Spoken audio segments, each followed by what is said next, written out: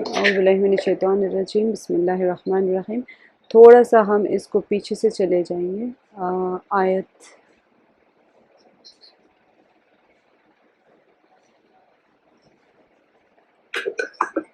کسی کا مائک کھلا ہے، بند کر لیجیے۔ کچھ پوچھنا ہے کسی کو تو پوچھ سکتے، نہیں تو اپنے مائکس بند کر لیجیے۔ اصل میں آج لنک دیر سے شیئر کری تو شاید لیٹ آ رہی سب لوگ۔ تو سورہ زخرف ہمارا شروع ہوا تھا کل، جس کے اندر ہم شروع کیے تھے کہ اللہ سبحانہ و تعالیٰ کی تعریف کے ساتھ میں بیان شروع ہوا تھا سورہ، اور پھر ڈائریکٹ قرآن پاک کی حقانیت کے بارے میں آیا کہ لوح محفوظ میں ہے، اور اس کی فضیلت بھی بیان کر دی گئی۔ پھر اس کے بعد میں اللہ سبحانہ و تعالیٰ نے فرما دیا کہ یہ نصیحت، یعنی قرآن پاک کی من جانب اللہ ہونے کی حقانیت ثابت کرنے کے لیے اللہ سبحانہ و تعالیٰ نے بار بار بتایا، آیات میں اسی تسلسل میں چلتا آیا کہ قرآن پاک نصیحت ہے، اگر کوئی اس سے نصیحت حاصل نہیں کر رہا ہے تو ایسا تو نہیں ہو سکتا کہ قرآن پاک کا نزول روک دیا جائے یا اس طرح کا۔ تو یہاں سے اگر آپ ان سے دریافت کریں کہ آسمان اور زمین کو کس نے پیدا کیا، تو یقیناً وہ لوگ جواب دیں گے کہ اللہ تعالیٰ نے پیدا کیا ہے۔ پھر وہی ہے جس نے تمہارے لیے زمین کو فرش یعنی بچھونا بنا دیا ہے، اور اس میں تمہارے لیے راستے کر دیے تاکہ تم راہ پالو۔ یعنی کہ یہاں سے جو آیات ہے اللہ سبحانہ و تعالیٰ اپنی علامات اور نشانیاں بیان کر رہے ہیں، آفاقی نشانیاں جو ہوتی ہیں کہ اسی نے آسمان سے ایک اندازے کے مطابق پانی نازل فرمایا، پھر ہم نے اس سے مردہ شہر کو زندہ کر دیا۔ یہ یہاں پر اللہ سبحانہ و تعالیٰ نے بتدریج سارے احکامات بتائے ہیں کہ کس طرح سے اللہ سبحانہ و تعالیٰ نے تخلیق کائنات فرمائی ہے، تاکہ اس سے انسان کو سمجھ آ جائے کہ کس کبریائی کے، کس کبیر ذات کے بارے میں اللہ سبحانہ و تعالیٰ کس کے پاس سے قرآن آئی ہے، جس کا ماننا بہت ضروری ہے۔ اسی طرح جس طرح سے مردہ زمین کو اللہ تعالیٰ زندہ کرتے ہیں، مردہ شہروں کو زندہ کرتے ہیں، اسی طرح تم بھی مرنے کے بعد دوبارہ اٹھائے جاؤ گے۔ یہاں سے مرنے کے بعد اٹھائے جانے کی دلیل، بعث بعد الموت کی دلیل آ گئی۔ پھر اللہ تعالیٰ نے فرمایا ہے کہ جس نے تمام چیزوں کے جوڑے بنائے ہیں اور تمہارے لیے کشتیاں بنائی اور چوپائے جانور پیدا کیے جن پر تم سوار ہوتے ہو۔ تو یہاں پر کشتیاں بیان کرنے کا مقصد یہی تھا کہ صرف زمین کے اوپر، زمین، راستے، چرند، یعنی بارش کا برسانا، زمین میں سے غلہ نکالنا، یہ صرف اسی کے اوپر اللہ تعالیٰ کی بادشاہت نہیں ہے، بلکہ سمندروں کے اوپر بھی اللہ تعالیٰ سمندروں کے بھی مالک ہے، اور اس کی تخلیق بھی اللہ کے ہاتھ میں، اور اس کے اوپر جو دیکھ رہے ہو کشتیاں، جس کے تمہاری روزگار کا سامان ہے اور تمہارے مال و متاع کی ضروریات کی پوری کرنے کے اسباب ہے، جس کی وجہ سے تم تکبر کر کے اللہ سبحانہ تعالیٰ کی ذات مبارکہ کے اوپر ایمان نہیں لاتے اور شرک کر رہے ہو۔ یہ کشتیوں کو کون چلا رہا ہے؟ تم کشتیوں کے اوپر سوار ہوتے ہو، چوپائے جانوروں کے اوپر تم سوار ہوتے ہو، تاکہ تم ان کی پیٹھ پر جم کر سوار ہو اور پھر اپنے رب کی نعمت کو یاد کرو جب اس نے ٹھیک ٹھاک یعنی اس پر ٹھیک ٹھاک بیٹھ جاؤ اور کہو کہ پاک ذات ہے اس کی جس نے اسے ہمارے بس میں کر دیا، حالانکہ ہمیں اس پر قابو کرنے کی کوئی قدرت و طاقت نہیں ہے۔ تو اللہ سبحانہ تعالیٰ نے ہر چیز کو مسخر کر دیا۔ مسخر کرنے کے لیے سورج، چاند، ستارے، ساری چیزیں مسخر کر کے رکھی ہوئی ہیں، کیونکہ سورج مسخر ہے، اسی لیے تو ہمیں ایک اعتدال کے حساب سے روشنی دینا ہے۔ اگر اس کی انٹینسٹی بڑھا دے سورج تو ہم سب جل کے مر جائیں، یا پھر کم کر دے تو ساری دنیا برف بن جائے گی۔ اسی طرح ہر چیز کو اللہ تعالیٰ نے ہمارے لیے مسخر کر دیا ہے، لیکن سمجھنے کے اعتبار سے جانور اور جس کے اوپر تم سوار ہوتے ہو، یا سواری جس کے اوپر تم سوار ہوتے ہو، اس کا مطیع ہونا اور اس کا مسخر ہو جانا ہمارے لیے وہ سمجھ آتا ہے، کیونکہ بے قابو ہو جاتے ہیں۔ جب کبھی دیکھتے ہیں کہ اونٹ بے قابو ہو جائے تو یا ہاتھی بے قابو ہو جائے، جو سواری کے جانور ہوتے ہیں وہ انسان کو اچھال کے پھینک کے چلے جائیں، تو ہمیں اس کے اوپر اس کو قابو کرنے کی ہمارے اندر قدرت نہیں ہے۔ تو اللہ سبحانہ وتعالیٰ اپنے انعام کو گنوا رہے ہیں یہاں پر۔ پھر اور بالیقین ہم اپنے رب کی طرف لوٹ کر جانے والے ہیں۔ اللہ تعالیٰ نے فرما دیا کہ جب تم سواری کے اوپر سوار ہو تو اللہ کی پاکی بیان کرو، اور اس چیز کو نہ بھولنا کہ جس نے تمہارے یہ تمام جانور یا تمہارے سواریوں کو مسخر کر کے رکھا ہے، تمہارے قابو میں کر کے رکھا ہے، اسی کی طرف تم سب کو لوٹ کے جانا ہے۔ اور انہوں نے اللہ تعالیٰ اللہ کے بعض بندوں کو اس کا جز ٹھہرا دیا، یقیناً انسان کھلم کھلا ناشکرا ہے۔ تو یہاں پر اللہ سبحانہ وتعالیٰ نے فرما دیا کہ وہ رب جس نے یہ ساری سہولتیں تمہارے لیے فراہم کر دی اور تم ساری چیزوں کو تمہارا مسخر کر دیا ہے، تم اس کے ساتھ شریک کرتے ہو۔ تو جو لوگ اس کا استعمال کرتے ہیں انہوں نے اللہ کے بعض بندوں کو اس کا جز ٹھہرا دیا، یقیناً انسان کھلم کھلا گمراہ اور गुमराही में है, या खुल्लम खुल्ला नाशुक्रा है कि अल्लाह ताला ने अपनी मखलूक में से बेटियां तो खुद रख ली और तुम्हें बेटों से नवाज दिया है। ये एक सवाल होता है, हालांकि सवाल नहीं है लेकिन इस्तिफ़ाम इनकारी है। हालांकि उनमें से किसी को जब उस चीज़ की खबर दी जाए जिसकी मिसाल उसने अल्लाह रहमान के लिए बयान की है तो उसका चेहरा सियाह पड़ जाता है और वो गमगीन हो जाता है। यानी कि अल्लाह के लिए तो बेटियां मुकर्रर करके रखी, अगर कह दे कि तुम्हें भी बेटी हो गई तो उनका चेहरा सियाह हो जाता है, यानी वो पसंद नहीं करते उस चीज़ को। तो तुम जब अपने लिए पसंद नहीं करते हो तो फिर तुम ये कैसे सोचते हो कि अल्लाह ने बेटियां बना ली, कि अल्लाह की औलाद लड़कियां हैं जो ज़ेवरात में पली और झगड़े में अपनी बात वाज़े ना कर सकी। ये दोनों कमज़ोरियाँ औरतों के बयान की गई हैं और उन्होंने फ़रिश्तों को जो रहमान के इबादत गुजार हैं औरतें करार दे लें। दूसरी अल्लाह सुब्हान तआला ने दूसरी गलती इंसान की बता दी कि तुमने एक तो अल्लाह की बेटियां मुकर्रर कर दी हैं जो कि बड़ी कमज़ोर होती हैं, और फ़रिश्तों को भी मुअन्नस करार दे दिया, इबादत गुजार औरतें करार दे लिया। क्या उनकी पैदाइश के मौके पर ये मौजूद थे? उनकी ये गवाही लिख ली जाएगी और उनसे इस चीज़ के बारे में बासपुरस की जाएगी, उनसे सवाल किया जाएगा। और कहते हैं कि अल्लाह चाहता तो हम उनकी इबादत ना करते, उन्हें इसकी कुछ खबर नहीं है, तो सिर्फ अटकल बिच्चू यानी झूठी बातें कहते हैं। कि वो लोग, हर बंदा ये कहता है गुनाह करने वाला कि अल्लाह ना चाहता तो हम ये गुनाह ही ना करते। तो क्या हमने उन्हें, अब अल्लाह सुब्हानहू तआला उसका जवाब दे रहे हैं, लॉजिकली अल्लाह ताला पूछ रहे हैं अल्लाह ताला कि क्या हमने उन्हें इससे पहले कोई और किताब दी है जिसे ये मजबूत थामे हुए हैं, यानी जिसके अंदर ये लिखा हुआ है कि तुम मेरे अलावा किसी और की इबादत करना, और फरिश्ते लड़कियां हैं और उनको अल्लाह का माबूद अल्लाह ताला की बेटियां मान लेना और अल्लाह का जुज़ मान लेना। अल्लाह ताला खुद उसका जवाब दे रहे हैं कि नहीं नहीं, बल्कि ये कहते हैं कि हमने अपने बाप दादा को एक मज़हब पर पाया और हम उन्हीं के नक्श कदम पर चलकर राह याफ्ता हो रहे। अब उसके जवाब में अल्लाह ताला फरमाया, इस तरह आपसे पहले भी हमने जिस बस्ती में कोई डराने वाला भेजा, वहाँ के जो आसूदा हाल लोग होते, जो बड़े अच्छे पावरफुल लोग होते हैं, पैसे वाले लोग होते हैं, उन लोगों ने भी यही जवाब दिया कि हमने अपने बाप दादा को एक राह के ऊपर पाया और एक दीन पर पाया और हम तो उन्हीं के नक्श कदम पर चल रहे हैं। तो वहाँ पर अल्लाह ताला ने इब्राहीम अलैहिस्सलाम के बारे में बता दिया कि नबी ने कहा भी कि अगरचे मैं तुम्हारे पास उससे बहुत बेहतर मकसूद तक पहुँचाने वाला तरीक़ा लेकर आया हूँ जिस पर तुमने अपने बाप दादाओं को पाया है, तो उन्होंने जवाब क्या दिया कि हम उसके मुनकर हैं जिसे देकर तुम्हें भेजा गया है, इनकार करना। तो बस हमने उनसे इंतकाम लिया और देख ले कि झुटलाने वालों का कैसा अंजाम। हर ज़माने में हर नबी जब भी आते थे उनसे यही कहते थे, वो उनको यही जवाब देते थे कि हम अपने आबा व अजदाद के दीन के ऊपर है। जब आबा व अजदाद के दीन के ऊपर होने की दलील देते थे तो नबी कहते थे कि नहीं नहीं, देखो तुम गलत रास्ते पे, हम तुम्हारे लिए सही रास्ता लेके आए, इस रास्ते को इख्तियार कर लो। तो जब उन्होंने इनकार कर दिया तो अल्लाह ताला ने फरमा दी कि फंतक़मना मिन्हुम फंजुर कैफ़ कान आक़िबतुल मुकज़्ज़िबीन, हमने उनसे इंतकाम लिया और देख ले झुटलाने वालों का अंजाम कैसा हुआ। और जबकि इब्राहीम अलैहिस्सलाम, जिसकी ये बार बार कहते हैं ना आबा व अजदाद, मुशरिकीन मक्का को यहाँ पर मुखातिब करके कहा जा रहा है, इब्राहीम अलैहिस्सलाम ने अपने वालिद से और अपनी कौम से फरमाया कि मैं उन चीज़ों से बेजार हूँ जिनको तुम इबादत करते हो, क्योंकि तुम तो इब्राहीम अलैहिस्सलाम के कहते हो कि हम अपने आबा व अजदाद के दीन पे, उन्होंने तो इनकार कर दिया था बुत परस्तिश से, वजिज़ उस ज़ात के जिसने मुझे पैदा किया है। तो इब्राहीम अलैहिस्सलाम के यहाँ पर अक़वाल बयान कर दिए कि उन्होंने तो इनकार कर दिया था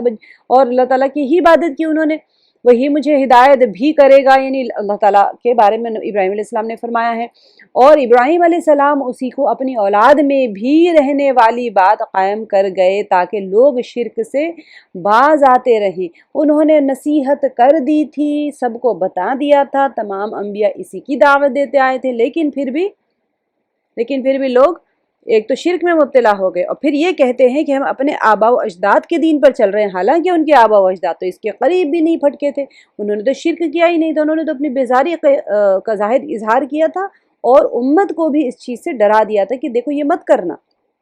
ठीक है, आगे देखें आयत नंबर 29 से आज हम कर लेते हैं।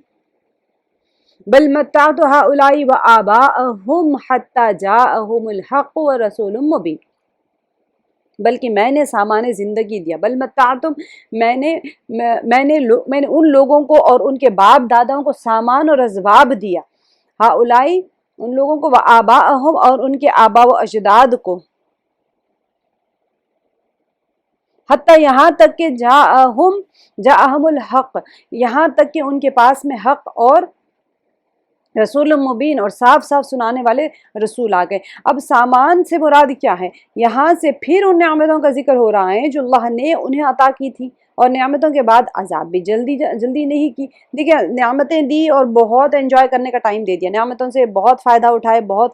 بار بار نبی آ کے ڈراتے رہے، بار بار انکار کرتے رہے، ٹھیک ہے۔ اب اس کے بعد میں عذاب میں جلدی نہیں کرنا بھی، جیسے ہم نے کل کر لیا تھا آیات میں، کہ اللہ سبحانہ تعالیٰ کی طرف سے یہ بھی ایک رخصت ہوتی ہے، یہ بھی ایک مہلت ہوتی ہے،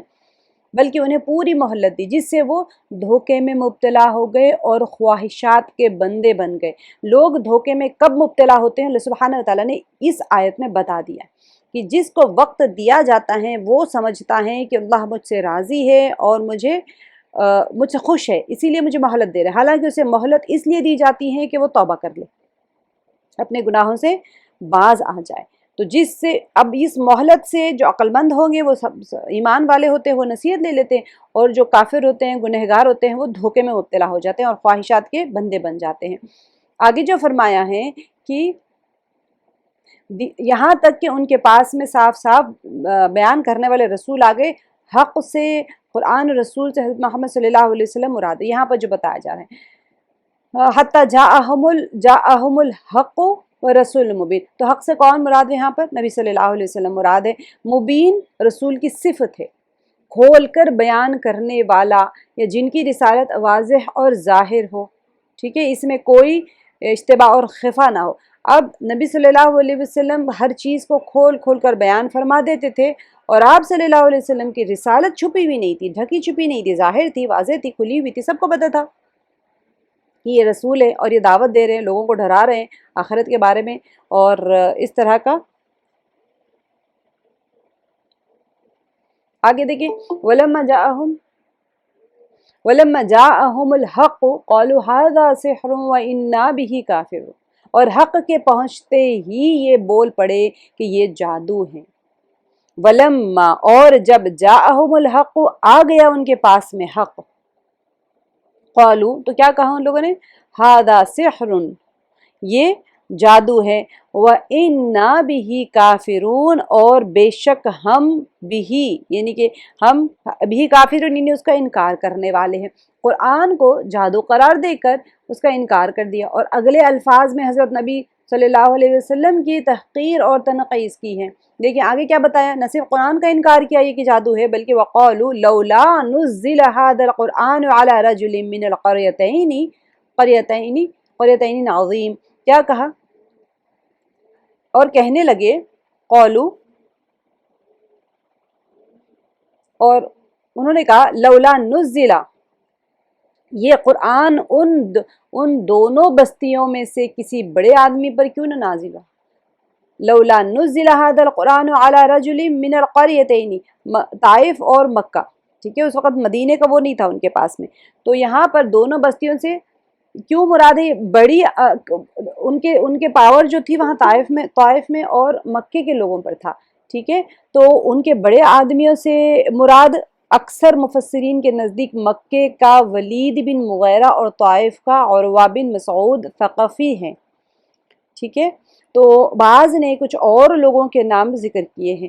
تو انہوں نے کیا کہا تھا مکے والوں نے کہ اگر یہ قرآن ان دونوں بستیوں میں سے کسی بڑے آدمی پر کیوں نہ نازل کیا گیا ہے،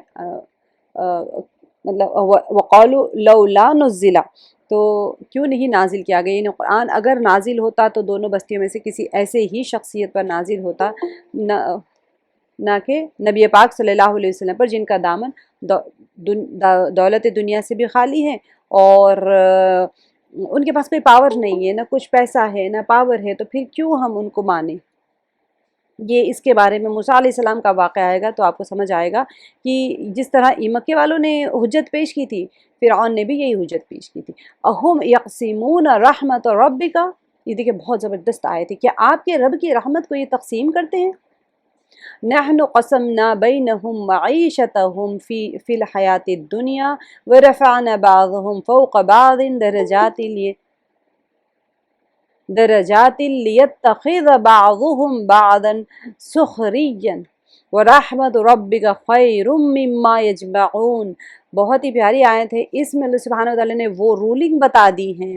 کہ اللہ تعالیٰ کے نزدیک دنیا کا جاہ و جلال، دنیا کی مال و دولت، دنیا کی سرداری کوئی میٹر نہیں کرتی۔ اللہ تعالیٰ اگر کسی کو منتخب کرتے ہیں، کسی کو پسند کرتے ہیں، کسی کو چنتے ہیں کسی کام کے لیے، تو اللہ تعالیٰ کے نزدیک کچھ اور کرائٹیریا ہوتا ہے پسند کا اور سلیکشن کا۔ تو اللہ تعالیٰ کیا فرما رہے ہیں، کیا آپ کے رب کی رحمت کو یہ تقسیم کرتے ہیں؟ ہم نے ہی ان کی زندگانی دنیا کی روزی ان میں تقسیم کی ہیں، اور ایک کو دوسرے سے بلند کیا ہیں تاکہ ایک دوسرے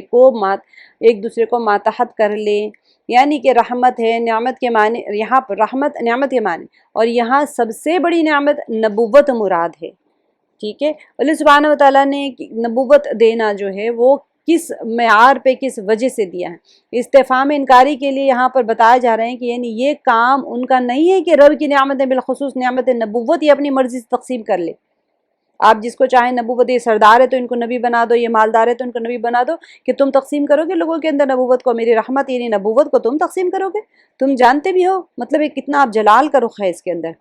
تو بلکہ یہ صرف رب کا کام ہے، کیونکہ وہی ہر بات کا علم اور ہر شخص کے حالات سے پوری واقفیت رکھتا ہے۔ وہی بہتر سمجھتا ہے کہ انسانوں میں سے نبوت کس کو دینی چاہیے اور اپنی وحی اور رسالت سے کس کو نوازنا چاہیے۔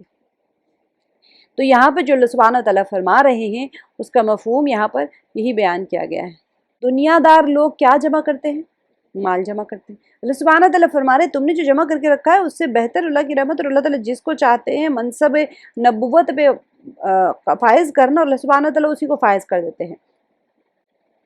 وَلَوْلَا أَن يَكُونَ النَّاسُ أُمَّةً وَاحِدَةً لَجَعَلْنَا لِمَن يَكْفُرُ بِالرَّحْمَنِ لِبُيُوتِهِمْ سُقُفًا مِّن فِضَّةٍ وَمَعَارِجَ عَلَيْهَا يَظْهَرُونَ۔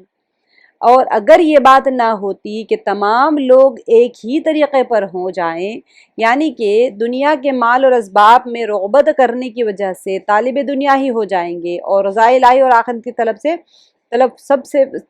جو ہوتی ہے وہ سب فراموش کر دیں گے۔ اگر اللہ سبحانہ تعالیٰ کو یہ وہ نہ ہوتا نا، یعنی ایسا نہیں ہے کہ تمام لوگ ایک ہی طریقے پر ہو جائیں، اس سے مراد یہ نہیں کہ اللہ تعالیٰ کو علم نہیں ہے۔ اللہ تعالیٰ جانتے ہیں کہ سب لوگ ایک ہی طریقے سے، یعنی سب لوگ اگر مالدار ہو جائیں گے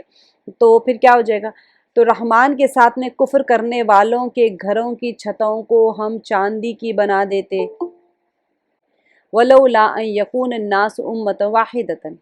ساری امت اگر یہ بات نہ ہوتی کہ تمام لوگ ایک ہی طریقے پر ہو جائیں گے تو رحمان کے ساتھ کفر کرنے والوں کے گھروں کی چھتوں کو ہم چاندی کی بنا دیتے، اور ان کے زینوں کو بھی جن پر چڑھا کرتے ہیں۔ وَلِبُيُوتِهِمْ أَبْوَابًا وَسُرُرًا عَلَيْهَا يَتَّكِئُونَ، اور ان کے گھروں کے دروازے اور تخت بھی جن پر وہ تکیہ لگا کر بیٹھے ہیں وہ بھی کیا کر دے؟ دروازے ہے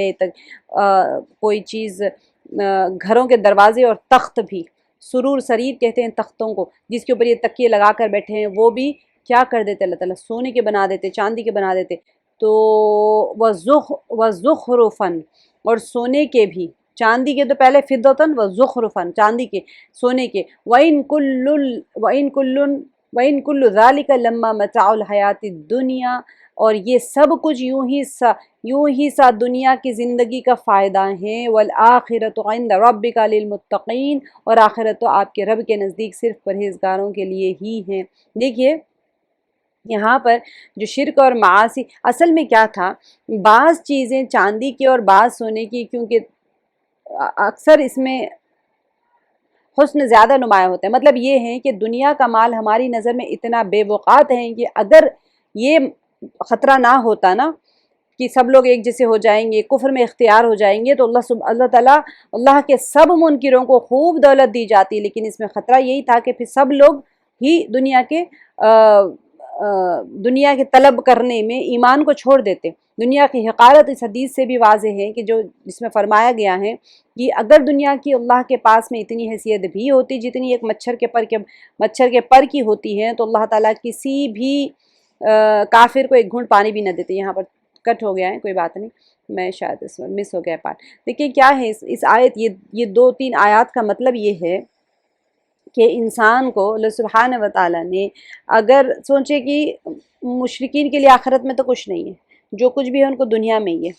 تو مشرکین سے اللہ تعالیٰ ناراض ہیں، اور اپنے ناراضگی کے لیے چلو تم دنیا میں ہی سارا کچھ لے لو اور یہ سوچ کے اللہ تعالیٰ اس کو دنیا میں اتنا نواز دیتے کہ اس کے گھر دروازے، اس کے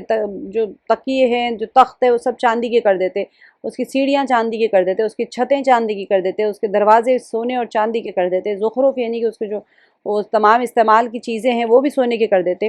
لیکن اگر اس طرح کفار کو نواز دیں، یہ بتانے کے لیے کہ دنیا اتنی حقیر ہے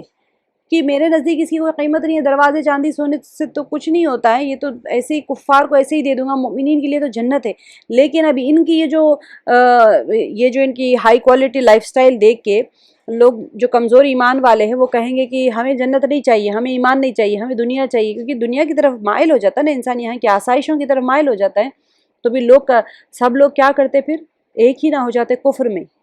ایمان چھوڑ کے وہ کفر میں آ جاتے، کیونکہ جو دیکھتا ہے بندہ اس کی طلب اس کے اندر آتی ہے، جنت نہیں دیکھا تو اس کی طلب بھی نہیں ہے اس کے اندر، اس کی طلب تو غائبانہ ہوتی ہے کہ ہاں اللہ کا وعدہ ہے کہ اللہ تعالیٰ نے کہا، کیونکہ اللہ تعالیٰ فرمانا ہے کہ وہ کوئی آنکھ اس کا تصور نہیں کر سکتی، کسی آنکھ نے اس کو دیکھا نہیں ہے، کوئی دماغ ذہن اس کا تصور نہیں کر سکتا، تو ایسی چیز جس کو کبھی دیکھا نہیں ہے، جس کا کبھی تصور نہیں ہو سکتا، اس کی طلب میں انسان کیوں کوشش کرے گا؟ وہ تو سونا چاندی کا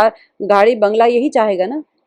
تو یہاں پر چھت، سیڑھیاں، تکیے، دروازے اور اس کے تخت اور ساری چیزوں کو اتنی آسائش اور سونے چاندی کے بنانے سے اللہ سبحانہ و تعالیٰ کا مراد یہ ہے کہ یہ دنیا فانی، اللہ کے نزدیک کوئی ویلیو نہیں رکھتی، ہمارے 10 بنگلے ہوں گے تب بھی کوئی ویلیبل چیز نہیں ہے، وہ کوئی ایسٹ نہیں ہے، وہ اللہ سبحانہ و تعالیٰ کے نزدیک جو معیار ہے وہ قبولیت کا ہوتا ہے، اور اگر اللہ تعالیٰ کو یہ دنیا کی چیزیں مطلوب ہوتی تو سب سے زیادہ کس کو دینا چاہیے تھا؟ اگر یہ چیزیں اللہ تعالیٰ کے نزدیک کوئی ویلیوبل ہوتی تو سب سے زیادہ کس کو دینی چاہیے تھی؟ نہ انبیاء کو دینا چاہیے تھا، سب سے بڑے مرتبے پہ وہ تھے، نبی پاک صلی اللہ علیہ وسلم تو دینا چاہیے تھا، آپ صلی اللہ علیہ وسلم گھر میں تو آپ عائشہ رضی اللہ عنہ سے جب پوچھا گیا تو 2 3 چاند ہمارے گھر میں چولہا نہیں جلتا تھا، تو سوچے 3 مہینے تک، تو پوچھا گیا کہ آپ کیا کھاتے تھے، تو 2 کالی چیزیں، کھجور اور پانی، اسے اندازہ لگا لیں پانی کو کالا کیوں کہا، کیونکہ کمرے میں کچھ نہیں ہوتا تھا، روشنی ہوگی تو پانی سفید دکھے گا نا، تو وہ تو دیے میں ڈالنے کے لیے تیل نہیں ہوتا تھا، تو آپ صلی اللہ علیہ وسلم کی سب سے مرغوب غذا، سب سے پسندیدہ چیز جو آپ صلی اللہ علیہ وسلم بڑے شوق سے کھاتے تھے، جب پوچھا گیا عائشہ سے تو کہا تھا جو کی روٹی بغیر چھنے ہوئے آٹے کی،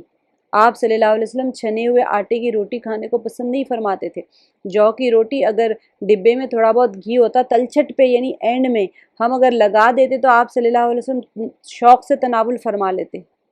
تو ہم اگر اپنی غذاؤں کی طرف تھوڑی سی ایک نظر ڈالیں گے تو ہمیں اندازہ ہوگا کہ یہ جو دنیا کی بہت آپ دیکھ رہے ہوں گے کہ یہ تمام صورتوں کے اندر آپ ایک چیز کے اوپر بار بار سٹریس ڈال کے اللہ سبحانہ و تعالیٰ بتا رہے ہیں کہ دنیا کی نعمتیں، دنیا میں کچھ مل جانا یہ کوئی قبولیت کی علامت نہیں ہے، بلکہ ڈرنا چاہیے نا ہمیں تو، کہ جتنا زیادہ کچھ مل گیا اتنا زیادہ ہمیں ڈرنا چاہیے کہ پتہ نہیں ہم اللہ کے نزدیک رد تو نہیں ہو گئے کہ ہم اتنا نواز رہے ہیں۔ اور جتنے علماء ہوتے ہیں آپ دیکھیں گے، بڑے بڑے جید علماء ہوتے ہیں، ان کے گھر میں کچھ نہیں ہوتا ہے، ان کے گھر میں بچوں کو دینے کے لیے دودھ نہیں ہوتا، وہ پکانے کے لیے ان کے پاس گوشت نہیں ہوتا، مرغی تو وہ پتہ نہیں کب مہینوں میں ایک بار لاتے ہیں، بریانی تو پتہ نہیں 6 مہینے میں ایک بار کھاتے ہوں گے۔ تو یہ تو دین کی خدمت کرنے والے لوگ ہیں جو سارا دن اللہ کے دین کی محنت کر رہے ہیں، ان کے گھروں میں تو کچھ نہیں ہے، تو وہ تو دین قرآن پڑھا رہے ہیں، حدیث مفسرین ہیں، محدثین ہیں، علماء ہیں، جتنے دین سے لگے ہوئے لوگ ہیں، وہ تو ان کے پاس کے گھر کے حال دیکھیں جا کے تو آپ کو اندازہ ہوگا۔ تو اللہ سبحانہ و تعالیٰ کے نزدیک اگر دنیا کی اشیاء اتنی اہمیت رکھنے والی ہوتی تو اللہ سبحانہ و تعالیٰ سب سے پہلے اپنے قرآن کی خدمت کرنے والوں کو، اپنے دین کی خدمت کرنے والوں کے گھروں کو سونے چاندی کے بنا دیتے۔ تو اللہ سبحانہ تعالیٰ یہاں پر ان آیت میں یہی بتا رہے ہیں کہ دنیا اصل میں جو لوگ رد کیے گئے ہیں اللہ کی بارگاہ میں، ان کو سب کچھ دنیا میں ہی مل جائے گا، سب کو دے دیتے اللہ تعالیٰ، لیکن سب کافروں کو اتنا نواز دیتے کہ تمہارا آخرت میں حصہ ہی کوئی نہیں ہے، یہیں لے لو جو لینا ہے۔ لیکن اگر اس طرح سے نواز دیتے تو پھر مومنین جو کمزور ایمان والے ہیں وہ بھی کہتے کہ ہمیں ایمان نہیں چاہیے، ہمیں یہ ساری چیزیں چاہیے، اس وجہ سے اللہ تعالیٰ نے ان کو نہیں دیا۔ اور کیوں بتانے وَالْآخِرَةُ عِنْدَ رَبِّكَ لِلْمُتَّقِينَ، اور یہ سب کچھ اور آخرت تو آپ کے رب کے نزدیک صرف پرہیزگاروں کے لیے ہی ہے۔ وَإِن كُلُّ ذَلِكَ لَمَّا مَتَاعُ الْحَيَاةِ الدُّنْيَا، اور یہ سب کچھ یوں ہی سا دنیا کی زندگی کا فائدہ ہے۔ سونے کے تخت، دروازے، چھتیں، سیڑھیاں ہم امیجن نہیں کر سکتے نا، کتنا بھی مالدار وہ جو بادشاہ ہے برونی کا، وہ بھی اس کے گھر میں بھی سونے کے واش روم سے سونے کے، لیکن دروازے سیڑھیاں تو نہیں ہے۔ میں نے جا کے پورے نیٹ چھان لیا کسی نے گھر کے اندر سونے کی سیڑھیاں بنائی یا چاندی کی سیڑھیاں بنائی ہیں؟ کسی نے چاندی کے چھت بنائے؟ کسی نے بھی نہیں بنائے۔ تو اللہ تعالیٰ کہہ رہے ہیں کہ جو اللہ تعالیٰ کے بارگاہ سے رد کیے ہوئے ہیں، کفار ہیں، ان کو چاہتے تو اللہ تعالیٰ سب کچھ دے دیتے۔ تو ہمیں بہت زیادہ ڈرنا چاہیے ان 3 آیات کے ذریعے سے کہ اللہ تعالیٰ کے نزدیک یہ کتنا بے وقعت چیز ہے، یہ دنیا کتنی بے وقعت ہے کہ اس کے حاصل کر لینے پر تو اس دنیا کے ذریعے سے آخرت بنانے کے لیے ہمیں دیا گیا ہے کہ یہاں پر تمہیں مال دیا گیا ہے تو اس کو اللہ کے راستے میں رکھنا چاہیے۔ ایسے نہیں کہا اللہ تعالیٰ نے کہ سارا ہی مال خرچ کر دو، رکھیں اپنے لیے، لیکن ایسے نہیں کہ نسل 100 سال کی پلاننگ چل رہی ہے، موت کا بھروسہ نہیں ہے، اگلے پل آ جائے گی، 100 سال کی پلاننگ چل رہی ہے، گھر بنا رہے ہیں تو اتنی محنت سے بنا رہے ہیں کہ نہیں یہ رکھیں گے وہ رکھیں گے، 100 سال تک کی پلاننگ چل رہی ہے۔ زمین لے کے رکھ رہے ہیں، زمین پر زمین خرید رہے ہیں، سونے کلوؤں کے سونے ہو جاتے ہیں لوگوں کے پاس، اور اتنے کروڑوں کی زمین ہوتی ہے، اور کہتے ہیں ہمارے بچوں کے لیے رکھیں گے۔ وہ بچے بیچارے کل کے دن پتہ نہیں ان کو نصیب ہوتی یا نہیں ہوتی، کبھی لینڈ گرابنگ میں چلی جاتی ہیں، کبھی کسی میں۔ خرچ اللہ کے راستے میں کریں، دین کی خدمت کرنے والوں کے لیے مولوی حضرات ہوتے ہیں، مفتیان ہوتے ہیں، مفسرین ہوتے ہیں، ان کے اوپر خرچ کریں، ان کے گھروں میں کچھ نہیں ہوتا ہے۔ مساجد میں، مدارس کے تعمیر میں، یہ تمام چیزیں ہمارے آخرت کے لیے کنویں کھدوانا ہوتا ہے۔ یہ ایسی چیزیں جو ثواب جاریہ ہوتی ہیں اس کے اندر اپنے مال کو لگائیں تاکہ یہ مال ہمارا آخرت کا سامان بن جائے، ورنہ تو دنیا ایسے ہی رہا دے۔ اللہ تعالیٰ اس لیے فرما رہے وَالْآخِرَةُ عِنْدَ رَبِّكَ لِلْمُتَّقِينَ، پرہیزگاروں کے لیے ہے آخرت۔ وَمَن يَعْشُ عَن ذِكْرِ الرَّحْمَنِ، یہ دیکھیں بہت امپورٹنٹ آیت ہے، وَمَن يَعْشُ عَن ذِكْرِ الرَّحْمَنِ نُقَيِّضْ لَهُ شَيْطَانًا فَهُوَ لَهُ قَرِينٌ، اور جو شخص رحمان کی یاد سے غفلت کرے ہم اس پر ایک شیطان مقرر کر دیتے ہیں، وہی اس کا ساتھی رہتا ہے۔ اب دیکھیے کون ہے عشا یا عشو کے معنی ہے آنکھوں کی بیماری، یا پھر اس کی یہ کوئی آنکھوں کی کوئی بیماری ہوتی ہے جس کی وجہ سے ایک چوندھاپن ہوتا ہے، یعنی کہ جو اللہ کے ذکر سے اندھا ہو جائے، ٹھیک ہے۔ عشا یا عشو یعنی کہ آنکھوں کی بینائی چلی جاتی ہے نا، تو جب انسان اللہ کے ذکر سے اندھا ہو جائے، نہیں اللہ کا ذکر نہیں کر رہا ہے، جو اللہ کا ذکر نہیں کرنے کا نقصان کیا ہوتا ہے، ہم اس پر ایک شیطان مقرر کر دیتے ہیں، وہ شیطان اللہ کی یاد سے مزید اس کو غافل کرنے والے کے ساتھی بن جاتا ہے، جو ہر وقت اس کے ساتھ میں رہتا ہے اور نیکیوں سے روکتا ہے، یا انسان خود اسی شیطان کا ساتھی بن جاتے ہیں اور اس سے جدا نہیں ہوتا، بلکہ تمام معاملات میں اسی کی پیروی اور اس کے تمام وسوسوں میں اس کی اطاعت کرتا ہے۔ کتنی سخت آیت ہے دیکھیں کہ وَمَن يَعْشُ عَن ذِكْرِ الرَّحْمَنِ نُقَيِّضْ لَهُ شَيْطَانًا فَهُوَ لَهُ قَرِينٌ، قرین کہتے ہیں اس کا ایک ساتھی بن جاتا ہے۔ تو اللہ سبحانہ وتعالی ہم سب کی حفاظت فرمائے، مسلسل مستقل اللہ کا ذکر کیا ہے، اللہ تعالیٰ بار بار نصیحت ہے، تو جو شخص رحمان کی یاد سے غفلت کرے، ٹھیک ہے، یہاں پر اللہ کی یاد کہا گیا ہے، میں آپ کو جب ڈیٹیل میں کراؤں گی تو ذکر سے کیا کیا مراد ہے میں آپ کو بتاؤں گی انشاءاللہ۔ وَإِنَّهُمْ لَيَصُدُّونَهُمْ عَنِ السَّبِيلِ وَيَحْسَبُونَ أَنَّهُمْ مُهْتَدُونَ، اور وہ انہیں راہ سے روکتے ہیں۔ شیطان جو اس کے اوپر مسلط ہو جاتا ہے، اس کا دوست بن جاتا ہے، وہ کیا کرتا ہے، وہ شیطان ان کے حق کے راستے کے درمیان حائل ہو جاتے ہیں اور اس سے انہیں روکتے ہیں اور انہیں برابر سمجھاتے رہتے ہیں کہ تم حق پر ہو۔ آپ اور ہم کیا اس آیت میں روزانہ فٹ نہیں ہو رہے کہ شیطان اگر ہم اللہ کے ذکر سے غافل ہو جائیں تو شیطان ہمارے ساتھ میں، اللہ تعالیٰ کہہ رہے ہیں تو اللہ تعالیٰ تو سچوں کے سچے، قرین ہمارے ساتھ میں مقرر ہو جائے تو ہم جب غلطی کرتے ہیں تو وہ توبہ کی ہمیں توفیق، ہم کہتے ہیں ہم نے کیا کیا ہے، تو کیا کر رہا ہے شیطان یہاں پر، وہ کیا کر رہا ہے، یسدونہم، روکتا ہے، عن السبیل، کس سے، انہیں راہ راست سے روکتا ہے، وَيَحْسَبُونَ، اور وہ لوگ یہ خیال کرتے ہیں کہ انہم مہتدون، کہ یہ ہدایت یافتہ ہیں، واقعی اپنے بارے میں یہی گمان کرنے لگ جاتے ہیں کہ وہ حق پر ہیں، یا پھر کافر شیطانوں کے بارے میں سمجھتے ہیں کہ یہ ٹھیک ہیں اور ان کی اطاعت کرتے رہتے ہیں۔ اللہ سبحانہ وتعالی ہم سب کی حفاظت فرمائے۔ حتی اذا جاءنا قال یا لیت بینی وبینک بعد المشرقین وبئس القرین، اب کیا ہو گیا، اب اللہ تعالیٰ سیکوینس بتا رہے ہیں۔ اللہ کے ذکر پہلے کیا کیا تھا، بڑی دنیا میں لگ گئے تھے، دنیا میں لگ گئے تو اللہ تعالیٰ نے بتا دیا کہ دیکھو دنیا جو ہے یہ بے دھوکے کی جگہ ہے، اس کے پیچھے نہ دوڑو۔ کفار کے لیے اگر اللہ تعالیٰ کوئی دنیا میں کوئی ویلیو رہتی تو کافر جتنے ہیں ان کو تو ایسے ہی رد کیے ہوئے لوگوں کو اللہ تعالیٰ ایسے اتنا نواز دیتے اگر یہ گمان نہ ہوتا، یہ شبہ نہ ہوتا کہ مومنین اپنا ایمان چھوڑ کے کفر اختیار نہ کر لیتے تو سارے کافروں کو اللہ تعالیٰ خوب نواز دیتے، کیونکہ ان کا آخرت میں کوئی حصہ نہیں ہے۔ پھر اللہ تعالیٰ نے بتا دیا کہ یہ جو شیطان ہے نا، یہ اچھا جو اللہ کے ذکر سے میں اس کی آنکھیں چندیا گئی ہیں تو اس کے ساتھ میں ہمیں قرین مقرر کر دیتے۔ اب وہ قرین کرتا کیا ہے کہ وہ اس کو روکتا ہے اللہ کے راستے سے، اور جو بندہ ہے جو گناہ کر رہا ہے، جس کا شیطان دوست بنا ہے، وہ سمجھتا ہے کہ میں تو حق پہ ہوں، میں تو سیدھے راستے پر ہوں، محتدون میں سے ہوں، میں تو ہدایت یافتہ ہوں۔ تو اللہ تعالیٰ فرما رہے کب تک وہ یہی سوچتا رہتا ہے؟ بہت ہی ہمارے لیے تنبیہ والی آیت ہے یہ، یہاں تک کہ جب وہ ہمارے پاس آئے گا، یعنی مر جائے گا، موت تک اس کے اوپر ساتھ وہ شیطان مقرر کیا ہوا ہے، وہ قرین، اور اس کو بہکاتا رہتا ہے، موت آ جاتی ہے، مر جاتا ہے، ختم، کتاب اعمال نامہ بند۔ اب کیا ہوگا؟ حتی اذا جاءنا، یہ جب تک کہ وہ یہاں تک کہ جب وہ ہمارے پاس آ جائے گا تو کیا کہے گا؟ قال یا لیت بینی و بینک بعد المشرقین، کہے گا کہ اے کاش، لیتا ایسی چیز کے لیے کہتے ہیں،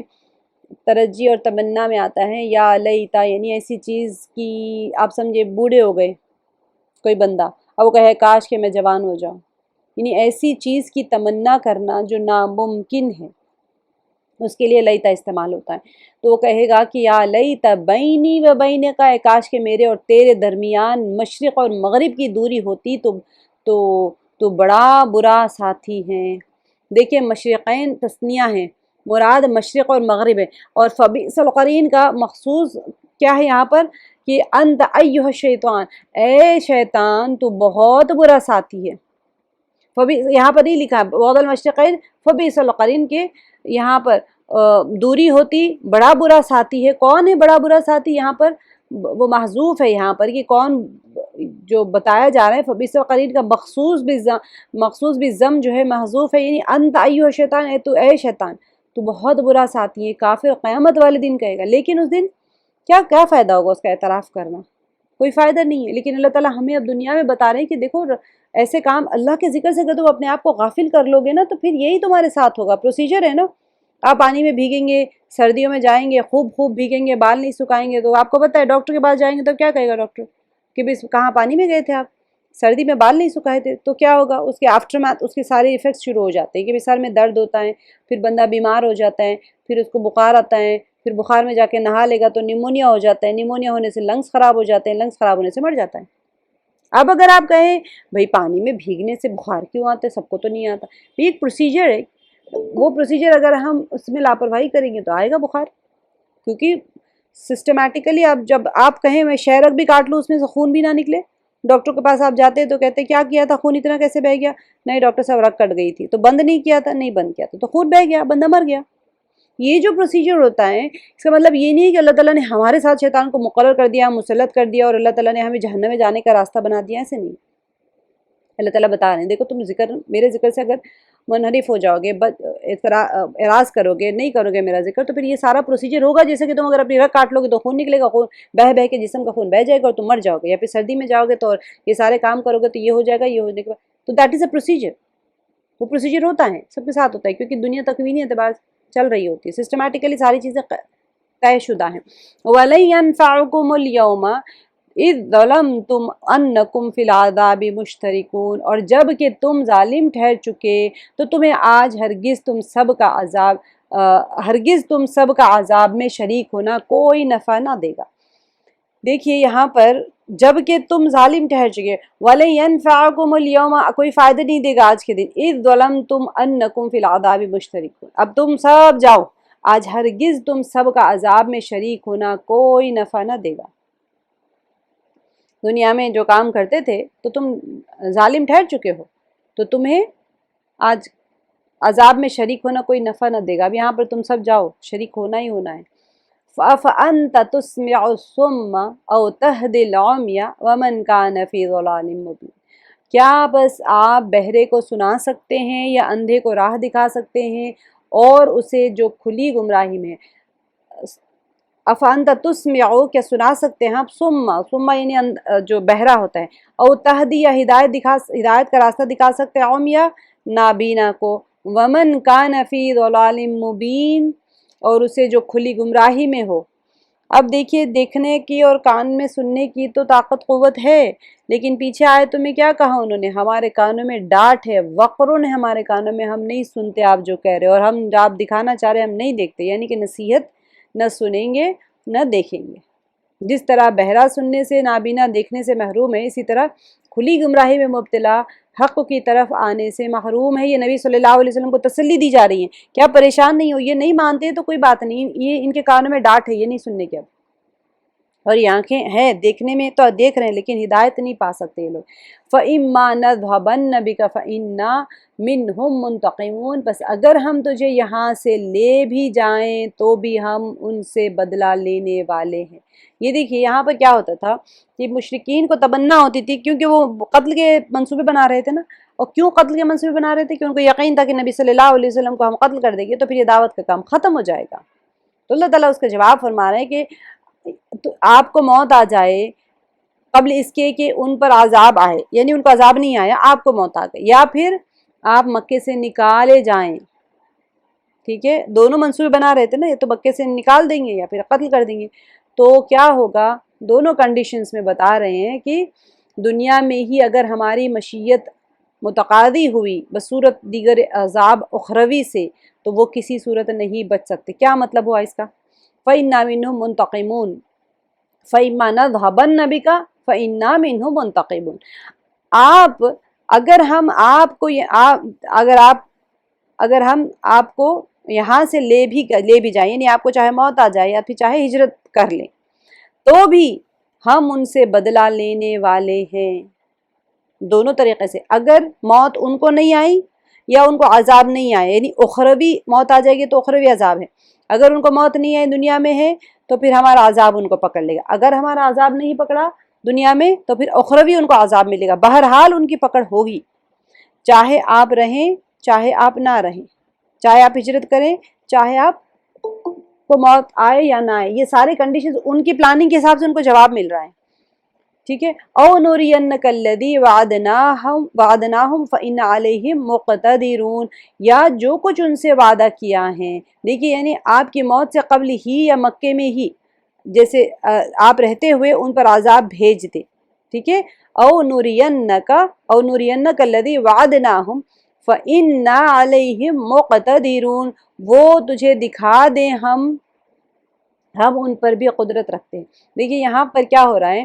یا جو کچھ ان سے وعدہ کیا ہے وہ تجھے دکھا دیں ہم، یعنی کہ اگر ان کے اوپر عذاب کا وعدہ ہے تو وہ عذاب آئے گا اور آپ دیکھ لیں گے کہ ان کا کیا حشر ہوا ہے، ٹھیک ہے۔ یعنی کہ ہم جب چاہیں ان پر عذاب نازل کر سکتے ہیں کیونکہ ہم ان پر قادر ہیں، اور آپ کی زندگی میں ہی بدر کی جنگ میں کافر عبرتناک شکست اور ذلت سے دوچار ہوئے، نبی پاک صلی اللہ علیہ وسلم کے ہاتھ مبارکہ میں اللہ تعالیٰ نے دکھا دیا ان کا انجام، اور جن کو ان کا انجام نبی پاک صلی اللہ علیہ وسلم کے حیات مبارکہ میں نہیں نظر آیا تو ان کی موت کے بعد میں اخروی عذاب تو بہرحال ہے ان کے لیے۔ تو یہ جو بیٹھ کے پلاننگ کر رہے تھے کہ ہم یہ کر دیں گے، ہم وہ کر دیں گے، وہ کر دیں گے، ان کو جواب دیا جا رہا ہے، چاہے نبی صلی اللہ علیہ وسلم رہیں، چاہے ہجرت کر لیں، چاہے وہ ان کو موت آ جائے، تم تو مارنے کی پلاننگ کر رہے ہو، عذاب تو تمہیں بہرحال آ کے رہے گا، تم تو پکڑے جاؤ گے۔ اور نبی صلی اللہ علیہ وسلم کو کیسے تسلی دی جا رہی ہے؟ چاہے ہم آپ کو آپ کی زندگی میں ان کے عذاب دکھا دیں یا پھر آپ کے جانے کے بعد ان کو عذاب بھیجیں، بہرحال وہ پکڑ میں آئیں گے۔ فَاسْتَمْسِكْ بِالَّذِي أُوحِيَ إِلَيْكَ إِنَّكَ عَلَى صِرَاطٍ مُسْتَقِيمٍ، بس جو وحی آپ کی طرف کی گئی ہے اسے مضبوط تھامے رہیں۔ اب یعنی کہ قرآن کریم کو چاہے کوئی بھی اسے جھٹلاتا رہا ہو، یعنی جھٹلاتے رہیں۔ اب کیا ہو رہا تھا مکے میں؟ آپ سب کو بتایا کہ نبی پاک صلی اللہ علیہ وسلم دعوت دے رہے ہیں اور وہاں پر سے وہ جھٹلا رہے ہیں، انکار کر رہے ہیں، سیٹیاں بجا رہے ہیں، تالیاں پیٹ رہے ہیں اور رومرز پھیلا رہے ہیں وہاں پر۔ آپ یہ سارے حوامیم میں دیکھ رہے ہیں کہ وہاں کا سچویشن بیک گراؤنڈ میں کیا چل رہا تھا۔ اللہ تعالیٰ نے فرما دیا کہ آپ یہ نہ سوچیں کہ کیا ہوگا، جو وہی آپ کی طرف کی گئی ہے اسے مضبوطی سے تھامے رہیں، قرآن پاک کو مضبوطی سے تھامے رہیں۔ انک علی صراط مستقیم، بے شک آپ راہ راست پر ہیں، یعنی کہ یہاں فاستمسک کی علت ہے، آپ جو اللہ تعالیٰ نے فرمایا نا کہ وحی کی طرف جو وحی آپ کی طرف کی گئی ہے اسے مضبوط تھامے رکھیں۔ کیوں تھامے رکھیں؟ اتنا ظلم ہو رہا ہے، اتنا تنگ کر رہے ہیں، اتنا مار رہے ہیں، اتنا قتل کے منصوبے بنا رہے ہیں، تو کوئی انسان سوچے گا کہ کیوں تھام کے رکھے بھائی اس کتاب کو؟ تو اللہ تعالیٰ نے اس کی جواب دے دی کہ بے شک آپ راہ راست پر ہیں، جو حق پر ہوتا ہے حق کی چیز کو مضبوطی سے پکڑ کے رکھتا ہے۔ دیکھنے میں ایسا لگ رہا ہو کہ وہ لوگوں کو ایسا لگ رہا ہوگا کہ یہ غلط ہے، اور ثابت بھی کرنے کی کوشش کر رہے ہیں کہ یہ قرآن غلط ہے، لیکن اللہ تعالیٰ خود تسلی فرما رہے ہیں وَإِنَّهُ لَذِكْرٌ لَكَ وَلِقَوْمِكَ وَسَوْفَ تُسْأَلُونَ، اور یقیناً یہ خود آپ کے لیے اور آپ کی قوم کے لیے نصیحت ہے، اور قریب تم لوگ پوچھے جاؤ گے۔ دیکھیے یہاں پر وَإِنَّهُ لَذِكْرٌ لَكَ وَلِقَوْمِكَ، یہاں پر یہ جو تخصیص کی جا رہی ہے نا، اس کا مطلب یہ ہے کہ دوسروں کے لیے نصیحت نہیں بلکہ اولین مخاطب چونکہ قریش تھے اس لیے ان کا ذکر فرمایا۔ دیکھیے اولین مخاطب یعنی کہ وہاں جو مکے والے تھے نا، وہ سب سے پہلے انہی کو کہا جائے گا، باہر والوں کو تو نہیں کہا جائے گا۔ تو قرآن تو پورے جہان کے لیے نصیحت ہے، وَمَا هُوَ إِلَّا ذِكْرٌ لِلْعَالَمِينَ، سورہ قلم میں آئے گا۔ تو جیسے آپ کو حکم دیا گیا ہے کہ اپنے قریبی رشتہ داروں کو ڈرائیں، اس کا مطلب کیا ہے؟ اس کا مطلب یہ نہیں ہے کہ اللہ کا پیغام صرف رشتہ داروں کو ہی پہنچانا ہے، ٹھیک ہے، بلکہ مطلب ہے تبلیغ کی ابتدا اپنے ہی خاندان سے کریں۔ بعض نے یہاں پر یہاں پر جو بتایا نا وَإِنَّهُ لَذِكْرٌ لَكَ وَلِقَوْمِكَ وَسَوْفَ تُسْأَلُونَ، کہ عنقریب تم لوگ پوچھے جاؤ گے، یعنی قرآن آپ کے لیے اور آپ کی قوم کے لیے شرف اور عزت کا باعث ہے کہ یہ ان کی زبان میں اترا، عربز کی زبان میں اترا ہے نا۔ عربز جتنے مکے والے ہیں ان کو سب سے پہلے دعوت دینا ہے، اور ان میں سب سے پہلے اپنے خاندان والوں کو دینا ہے۔ اس کو وہ سب سے زیادہ سمجھنے والے ہیں، اور اس کے ذریعے سے وہ پوری دنیا پر، عربز ہی پہلے تھے نا سارے، مکے سے نکلے تو مائیگریٹ ہو کے ساری دنیا پہ فتح یاب ہو گئے، تو پوری دنیا پر فضل اور برتری پا سکتے ہیں۔ اس لیے ان کو چاہیے کہ اس کو اپنائیں اور اس کی مقتضا پر سب سے زیادہ عمل کریں۔ مگر کیا ہوا تھا؟ انکار کرنے والے بھی وہی لوگ تھے۔ تو وَإِنَّهُ لَذِكْرٌ لَكَ وَلِقَوْمِكَ وَسَوْفَ تُسْأَلُونَ، اور یقیناً یہ خود آپ کے لیے اور آپ کی قوم کے لیے نصیحت ہے، اور عنقریب تم لوگ پوچھے جاؤ گے۔ وَاسْأَلْ مَنْ أَرْسَلْنَا مِنْ قَبْلِكَ مِنْ رُسُلِنَا، اور ہمارے ان نبیوں سے پوچھو، وَاسْأَلْ مَنْ أَرْسَلْنَا مِنْ قَبْلِكَ، جنہیں ہم نے آپ سے پہلے بھیجا تھا، کہ کیا ہم نے سوائے رحمان کے اور معبود مقرر کیے تھے جن کی عبادت کی جائے۔ وَاسْأَلْ مَنْ أَرْسَلْنَا مِنْ قَبْلِكَ مِنْ رُسُلِنَا أَجَعَلْنَا مِنْ دُونِ الرَّحْمَنِ آلِهَةً يُعْبَدُونَ۔ تو یہاں پر کیا بتایا جا رہا ہے کہ پیغمبر سے یہ سوال یا تو اسراء و معراج کے موقع پر بیت المقدس یا آسمان پر کیا گیا تھا، اب نبی صلی اللہ علیہ وسلم سے سوال کیا جا رہا ہے۔ اب باقی انبیاء سے کیسے پوچھیں گے، وہ تو گزر چکے ہیں نا، لیکن ممکن ہے وَاسْأَلْ مَنْ أَرْسَلْنَا مِنْ قَبْلِكَ مِنْ رُسُلِنَا، ہمارے ان نبیوں سے پوچھیے جنہیں ہم نے آپ سے پہلے بھیجا، تو کیسے پوچھیں گے؟ کیا ہم نے سوائے رحمان کے اور معبود مقرر کیے تھے؟ اجعلنا من دون الرحمن آلہۃ یعبدون، جس کی عبادت کی جائے۔ اب یہ معراج کے وقت ہے، یا پھر بیت المقدس اسراء جب ہوا تھا، اسراء و معراج کے موقع پر بیت المقدس یا آسمان پر کیا گیا، ٹھیک ہے، جہاں پر انبیاء علیہ السلام سے نبی کریم صلی اللہ علیہ وسلم ملاقاتیں ہوئی تھی۔ یا پھر یہاں پر اتباع کا لفظ محذوف ہے، یعنی ان کے پیروکاروں، یعنی اہل کتاب اور یہود نصارہ سے پوچھو۔ انبیاء سے پوچھنے سے مراد ان کے پیروکار جو ہے ان سے پوچھو، جو ان کی اتباع کرنے والے ان سے پوچھو، کیونکہ وہ ان کی تعلیمات سے آگاہ ہیں، اور ان پر نازل شدہ کتابیں جو ہوتی ہیں ان کے پاس موجود تورات ہے، زبور ہے، تو آپ ان سے پوچھیں، کیونکہ انہوں نے تو ڈیفینیٹلی تحریف کر لی ہے، تو وہ تو نہیں جواب دے پائیں گے، اس کا تو جواب یقیناً نفی میں ہے۔ تو اللہ نے کسی بھی نبی کو یہ حکم نہیں دیا، بلکہ اس کے برعکس ہر نبی کو دعوت توحید ہی کا حکم دیا تھا۔ اس لیے بتایا جا رہا ہے یہاں پر کہ ہم نے سوائے رحمان کے اور معبود مقرر کیے تھے جن کی عبادت کی جائے۔ اب آپ پوچھیے ان سے، یعنی ان سے پوچھے یا ان کے پیروکاروں سے پوچھے کہ کیا ہم نے حکم دیا تھا، تو جواب تو نفی ہے کیسے بھی ڈیفینیٹلی۔ وَلَقَدْ أَرْسَلْنَا مُوسَىٰ بِآيَاتِنَا إِلَىٰ فِرْعَوْنَ وَمَلَئِهِ فَقَالَ إِنِّي رَسُولُ رَبِّ الْعَالَمِينَ۔ اب یہ جو پیچھے والا واقعہ ہوا تھا نا، کہ جس کے اندر نبی صلی اللہ علیہ وسلم کو کہا، یہ مشرکین مکہ پوچھتے تھے کہ طائف اور مکے کے سرداروں میں سے کسی کو نبی بناتے، آپ کو کیوں نبی بنایا، آپ کے پاس تو کچھ بھی نہیں ہے، آپ تو غریب ہے، تو نبی بنانے کے لیے تو سرداری چاہیے۔ اور وہ جو ساری چیزیں ہم پیچھے پڑھ لیے تھے کہ کیا اللہ تعالیٰ نے پوچھا کہ کیا تم اللہ تعالیٰ کو سکھا، اللہ تعالیٰ اللہ تعالیٰ جانتے ہیں، بہتر جانتے ہیں تقسیم کرنا۔ تو یہ جو آیت تھی اس کی یہاں پر مثال دی جا رہی ہے کہ اور ہم نے موسیٰ علیہ السلام کو اپنی نشانیاں دے کر فرعون اور اس کے امراء کے پاس بھیجا، تو موسیٰ علیہ السلام نے جا کر کہا کہ میں تمام جہانوں کے رب کا رسول ہوں۔ وَلَقَدْ أَرْسَلْنَا مُوسَىٰ بِآيَاتِنَا إِلَىٰ فِرْعَوْنَ، فرعون کی طرف، وَمَلَئِهِ اور اس کے فرعون اور اس کے امراء کی طرف موسیٰ علیہ السلام کو بھیجا۔ فَقَالَ، موسیٰ علیہ السلام نے کہا، انی بے شک میں رسول رب العالمین، کہ میں تمام جہانوں کے رب کا رسول ہوں۔ تو یہ جو تھا قریش مکہ نے کہا تھا کہ اگر اللہ کسی کو نبی بنا کر بھیجتا ہی تو مکہ اور طائف میں سے کسی کو بھیجتا، تو اللہ سبحانہ تعالیٰ نے حضرت نبی صلی اللہ علیہ وسلم کے لیے بھی تسلی کا پہلو ہے اس کے اندر، اور حضرت موسیٰ علیہ السلام کو بھی بہت سی آزمائشوں سے گزرنا پڑا، تو انہوں نے صبر کیا اور انہوں نے عزم سے کام لیا، یعنی استقامت سے کام لیا۔ اسی طرح آپ بھی کفار مکہ کی ایذاؤں اور جو تنگ کر رہے ہیں نا وہ لوگ، ان کی جو حرکتیں ہیں اس سے پریشان نہ ہو، صبر اور حوصلے سے کام لیں۔ حضرت موسیٰ علیہ السلام ہی کی طرح بالآخر موسیٰ علیہ السلام کو فتح کیسے ہوئی تھی؟ فرعون نے تو بڑا تنگ کیا تھا، لیکن اس کے بعد میں اللہ سبحانہ تعالیٰ نے ان کو رہائی دے، سمندر کو پھاڑ دیا، وہ چلے گئے، اور فرعون کی قوم جو تھی، وہ لشکر جو تھا وہ اس کے اندر ڈوب گیا۔ تو اللہ تعالیٰ یہاں پر تسلی فرما رہے ہیں کہ فرعون کے ساتھ میں بھی انہوں نے ایسے ہی کیا تھا۔ موسیٰ علیہ السلام سے فرعون نے بھی یہی سوال کیا تھا، اللہ تعالیٰ نے جس طرح ان کو فتح یابی دی، آپ کو ہی فتح یابی دی۔ کس وقت یہ تسلی آ رہی ہے؟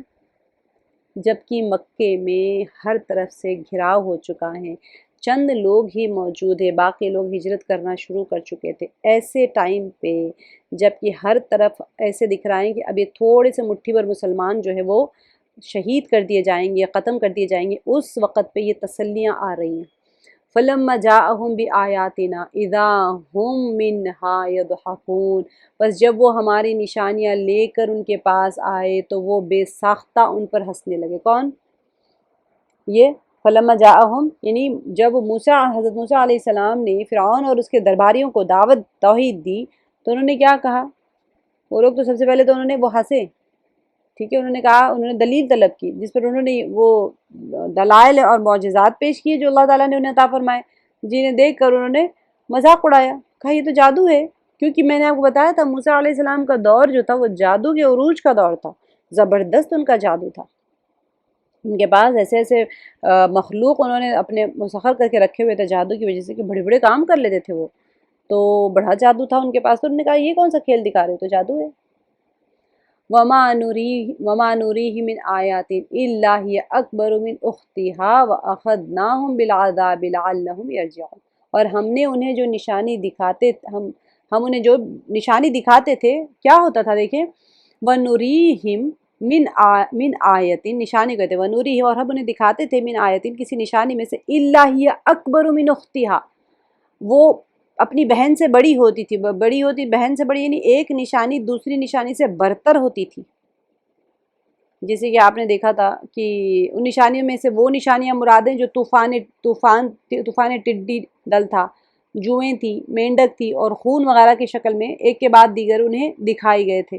جن کا تذکرہ سورہ اعراف میں آپ پڑھیں گے، انشاءاللہ ہم لوگ کریں گے، تو بعد میں بھی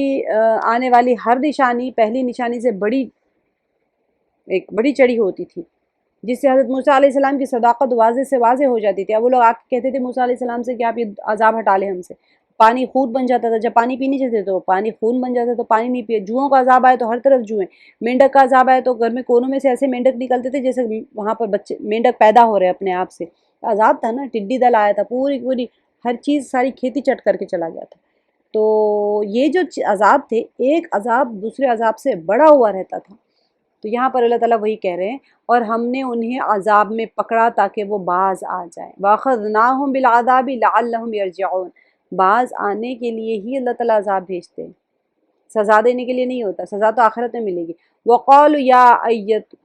أَيُّهَا السَّاحِرُ ادْعُ لَنَا رَبَّكَ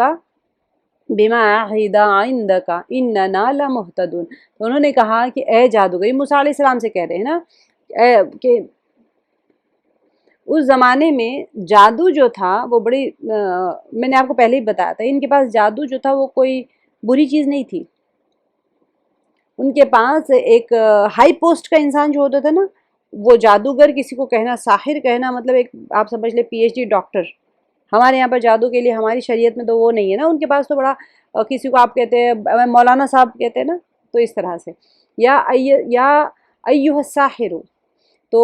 عالم فاضل شخص کو جادوگر کے لفظ سے ہی بطور تعظیم خطاب کیا جاتا تھا۔ تو اس کے علاوہ معجزات اور نشانیوں کے بارے میں بھی ان کا خیال تھا کہ یہ موسیٰ علیہ السلام کے فن جادوگری کا کمال ہے، اس لیے انہوں نے موسیٰ علیہ السلام کو جادوگر کے لفظ سے مخاطب کیا۔ مانتے تو تھے کہ ان کے پاس کچھ ہے، لیکن نبی مان کے ایمان نہیں لاتے تھے۔ ہم نے پیچھے سورہ مومن میں پڑھ لیا نا کہ ان لوگوں کو کیا تھا پرابلم، فرعون کو تھا میری بادشاہت کہیں نہ چلی جائے، وہ لوگوں کو ایسے ہی ہمیشہ گمراہی کرتا رہتا تھا، اور ان کے پاس یہ ہوتا تھا کہ ان کے پاس جو بھی ان کے پاس صحائف تھے نا دینی کتابیں وغیرہ، تو ان کے پادریوں کے پاس ہوتے تھے، سب عام لوگ نہیں پڑھ سکتے تھے، عام لوگ صرف بات سنتے تھے، جو ان کے پادری کہتے تھے نا انہی کی بات سن لیا کرتے تھے۔ تو انہوں نے کہا کہ اے جادوگر ہمارے لیے اپنے رب سے اس کی دعا کر جس کا اس نے تجھ سے وعدہ کر رکھا ہے۔ کس چیز کا وعدہ کر کے رکھا ہے؟ اپنے رب سے، کہ الفاظ میں مشرکانہ ذہنیت کی وجہ سے کہے، کیونکہ مشرکوں میں مختلف رب اور الہ ہوتے تھے۔ موسیٰ علیہ السلام اپنے رب سے یہ کام کروا لو، تو کہتے تھے ہم نے موسیٰ کے رب پر ایمان لائے۔ دیکھا نا ہم نے سورۃ طٰہٰ میں آپ لوگ پڑھیں گے، جادوگر جو تھے نا وہ لکڑیاں ڈالے، تو جب انہوں نے دیکھا کہ موسیٰ علیہ السلام تو جادوگر نہیں ہے، جادو کو پہچان لیتا ہے نا جادوگر، تو انہوں نے کہا ہم موسیٰ کے رب پر ایمان لائے، کیونکہ ان کے پاس بہت سارے ارباب تھے، ملٹیپل گاڈز کے وہ لوگ مانتے تھے۔ تو انہوں نے کہا کہ نہیں یہ موسیٰ کا رب ہی حق ہے، موسیٰ رب ہے اور ان کا موسیٰ نبی ہے اور ان کا رب حق ہے، تو اس لیے انہوں نے کہا کہ ہم موسیٰ کے رب کے اوپر ایمان لائے۔ تو انہوں نے بھی یہاں پر یہی کہا کہ اے جادوگر ادعو لنا ربک، آپ کے رب سے مطلب دعا کرو، بما عہد عندک، اس کی دعا کر جس کا اس نے تجھ سے وعدہ کر کے رکھا ہوا، یعنی کہ ہمارے ایمان لانے پر عذاب ٹالنے کا وعدہ۔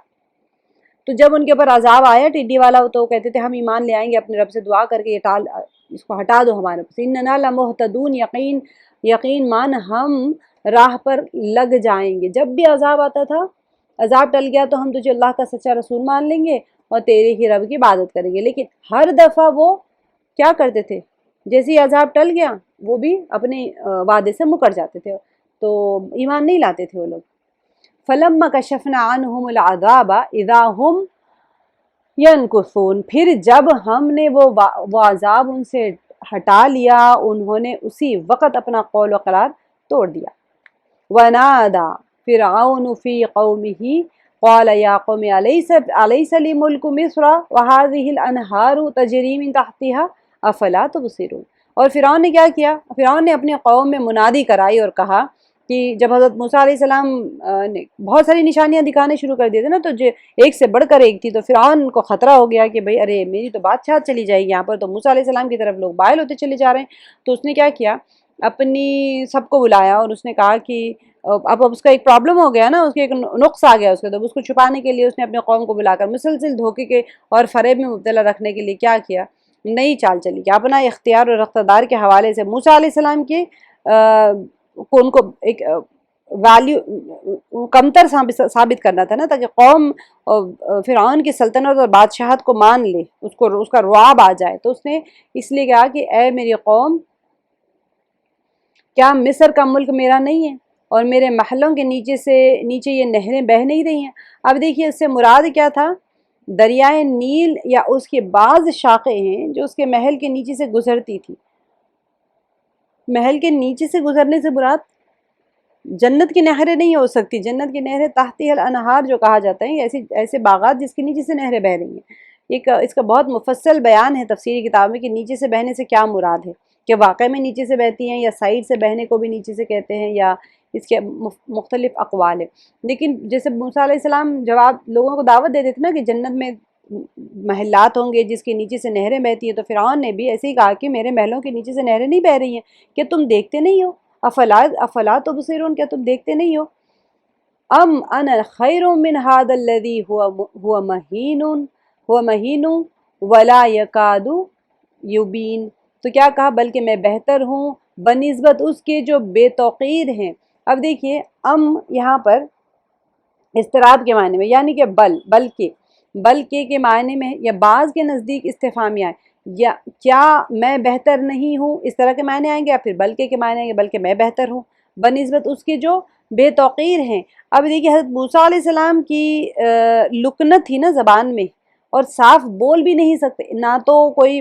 وقار والا بندہ ہے، ان کے پاس وقار سے کیا مرید، پیسہ نہیں، سرداری نہیں، بادشاہت نہیں، کچھ بھی نہیں ہے، تو ایسے بندے سے کیا میں بہتر نہیں ہوں؟ اور ان کے بول میں بھی، اور وہ صاف بھی نہیں بولتے، ولا یکاد یبین، بیان بھی ان کا صاف نہیں ہوتا، بات بھی ان کی کھل کے نہیں کر سکتے۔ وَلَمَّا ضُرِبَ ابْنُ مَرْيَمَ مَثَلًا اِذَا قَوْمُكَ مِنْهُ يَصِدُّونَ، اور جب ابن مریم کی مثال بیان کی گئی تو اس سے تیری قوم خوشی سے چیخنے لگی۔ یہ موسیٰ علیہ السلام کا واقعہ ختم ہو گیا یہاں پر کہ بھئی ہاں، موسیٰ علیہ السلام کو کہا، جو آپ صلی اللہ علیہ وسلم کو تسلی دی گئی کہ موسیٰ علیہ السلام کے ساتھ بھی انہوں نے ایسے ہی کیا تھا کہ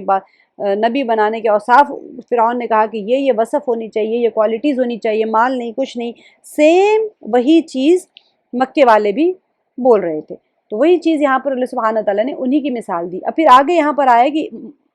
حضرت یعنی عیسیٰ علیہ السلام کے بارے میں آیا وَقَالُوا أَآلِهَتُنَا خَيْرٌ أَمْ هُوَ وَضَرَبُوهُ لَكَ إِلَّا جَدَلًا بَلْ هُمْ قَوْمٌ خَصِمُونَ، اور انہوں نے کہا کہ ہمارے معبود اچھے ہیں یا وہ، تجھ سے ان کا یہ کہنا محض جھگڑے کے غرض سے ہیں، بلکہ یہ لوگ ہیں ہی جھگڑالو۔ اب یہ کس کے بارے میں ہے؟ دیکھیں، شرک کو رد کیا یہاں پر، اور جھوٹے معبودوں کی جو کوئی ویلیو نہیں ہوتی نا، اس کی وضاحت کر دی۔ اب جب مشرکین مکہ سے کہا جاتا تھا کہ تمہارے ساتھ تمہارے معبود بھی جہنم میں جائیں گے، پیچھے آیات میں ہم پڑھ رہے ہیں نا کہ تم اور تمہارے معبود سب جہنم میں جائیں گے، تو پھر اس سے مراد وہ پتھر کی مورتیاں ہوتی ہیں جن کی وہ عبادت کرتے تھے، نہ کہ وہ نیک لوگ جو اپنی زندگیوں میں لوگوں کو توحید کی دعوت دیتے تھے۔ اب کیا ہوتا تھا، دیکھیں، تمہارے معبود بھی جہنم میں جائیں گے کہا تھا نا، تو عیسیٰ علیہ السلام کو نصرانی عبادت کرتے تھے اللہ کا بیٹا مان کر، تو انہوں نے کہا اچھا تو عیسیٰ علیہ السلام بھی جہنم میں جائیں گے، کیونکہ تم تو کہہ رہے ہو کہ تم ہر وہ بندہ جو شرک کرتا ہے وہ اور اس کا معبود جہنم میں جائے گا، تو تم نصرانیوں کے معبود تو عیسیٰ علیہ السلام ہے، تم کہتے ہو کہ عیسیٰ علیہ السلام نبی ہے، تو عیسیٰ علیہ السلام بھی جہنم میں جائیں گے، تو چلو خوش ہو گئے لوگ کہ ہاں چلو یہ بھی جہنم میں جائیں گے۔ مگر ان کی وفات کے بعد اب یہ کیا ہوا یہاں پر، قالوا آلہتنا خیر ام ہوا، اور انہوں نے کہا کہ ہمارے معبود اچھے ہیں یا وہ، تجھ سے ان کا یہ کہنا محض جھگڑے کی غرض سے ہیں، بلکہ یہ لوگ ہیں ہی جھگڑالو۔ اب یہ لوگ کیوں کہتے تھے یہ، نہ کہ وہ اب نیک لوگ بھی جہنم میں جائیں گے کیا،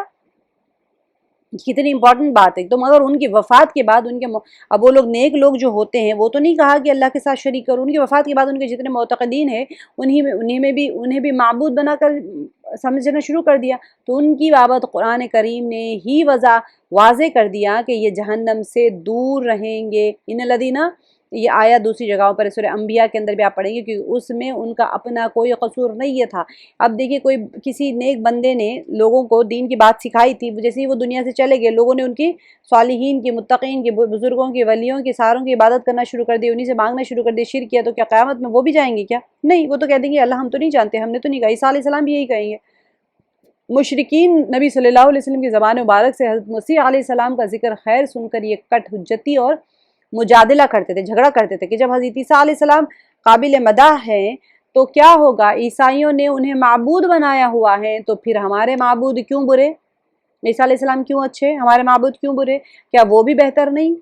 یا اگر ہمارے معبود جہنم میں جائیں گے تو حضرت عیسیٰ علیہ السلام اور حضرت عزیر علیہ السلام بھی پھر جہنم میں جائیں گے؟ اللہ نے یہاں پر فرمایا کہ ان کا خوشی سے چلانا ان کا جدل محض ہے، وہ جو کر رہے ہیں وہ کام، وہ ان کا جھگڑا ہے اصل میں۔ اب جدل کا مطلب ہی یہ ہوتا ہے کہ جھگڑنے والا جانتا ہے کہ اس کے پاس دلیل کوئی نہیں ہے۔ اب دو بندوں میں لڑائی ہو گئی،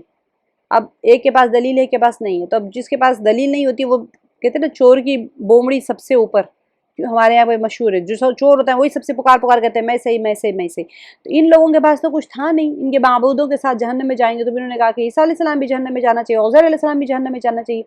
تو إِنَّهُ إِلَّا عَبْدٌ أَنْعَمْنَا عَلَيْهِ وَجَعَلْنَاهُ مَثَلًا لِبَنِي إِسرائیل، عیسیٰ علیہ السلام بھی صرف بندے ہی ہیں جس پر ہم نے احسان کیا اور اسے بنی اسرائیل کے لیے نشان قدرت بنایا۔ اب دیکھیے، ایک اس اعتبار سے کہ جو بغیر باپ کے ان کی ولادت ہوئی، عیسیٰ علیہ السلام کی پیدائش تو باپ کے بغیر ہوئی تھی، دوسرے کس وجہ سے؟ دوسرے خود انہیں جو معجزات دیے گئے احیاء موتا وغیرہ، اس لحاظ سے بھی ان کا ایک درجہ بلند ہے۔ مردوں کو زندہ کر دینا، میں نے آپ کو بتایا تھا عیسیٰ علیہ السلام کی حیات کے زمانے میں جب ان کی بعثت ہوئی تھی، نبی بنا کر بھیجے گئے، وہ میڈیکل سائنس کا زمانہ تھا۔ موسیٰ علیہ السلام کا زمانہ سحر اور جادو کا زمانہ تھا، اسی لیے جادوگر ان کے یہاں پر ایک معزز پوسٹ تھا، ریسپیکٹفل پوسٹ تھا۔ جادوگر کوئی مطلب برے لوگوں کو نہیں کہتے تھے، بڑے تعظیم کے ساتھ میں، بڑی عزت کے ساتھ میں وہ جادوگر کہتے تھے۔ عیسیٰ علیہ السلام کے زمانے میں طب، میڈیکل سائنس بہت عروج پہ تھی، اسی لیے عیسیٰ علیہ السلام کے ہاتھ میں اللہ تعالیٰ نے ایسے معجزے دی جو میڈیکلی وہ تھے،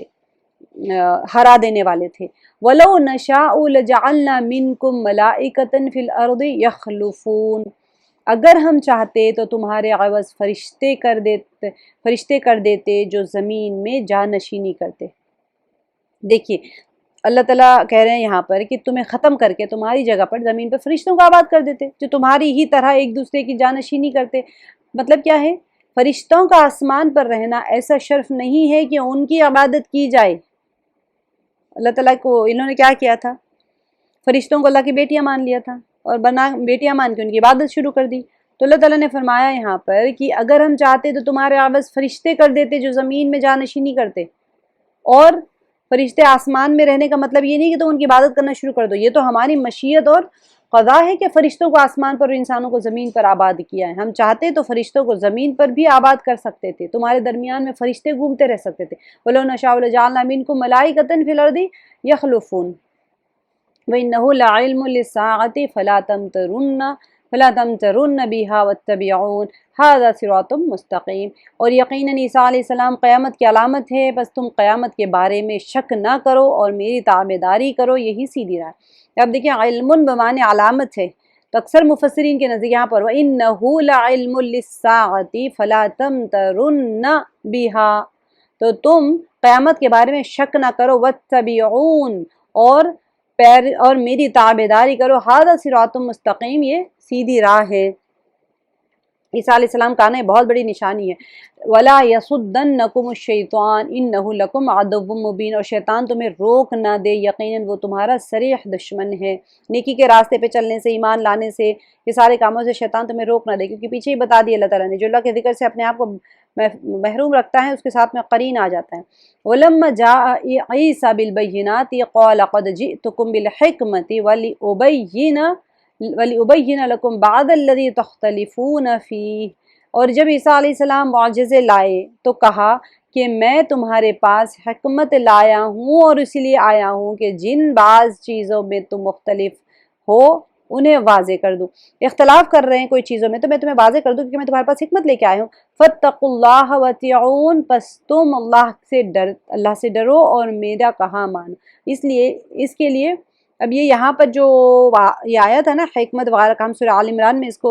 آل عمران میں انشاءاللہ ہم اس کو زیادہ ڈیٹیل میں کریں گے، وہاں پر کہ عیسیٰ علیہ السلام کس وجہ سے آئے تھے، کیا ان کی حکمتیں تھیں، کیا معجزات لے کر آئے تھے ان کے ساتھ میں، انشاءاللہ ہم وہاں زیادہ ڈیٹیل میں کریں گے، کیونکہ آل عمران جو ہے پورے کا پورا نہیں مگر میکسیمم جو ہے ان کے لیے ہے، عیسائیوں کے لیے عیسیٰ علیہ السلام کا آنا اور سارے ان کے معجزات جو تھے وہ۔ ان اللہ هو ربی و ربکم فاعبدوہ ھذا صراط مستقیم، میرا اور تمہارا رب فقط اللہ تعالیٰ ہی ہے، بس تم سب اس کی عبادت کرو، راہ راست یہی ہے، ٹھیک ہے۔ فاختلف الاحزاب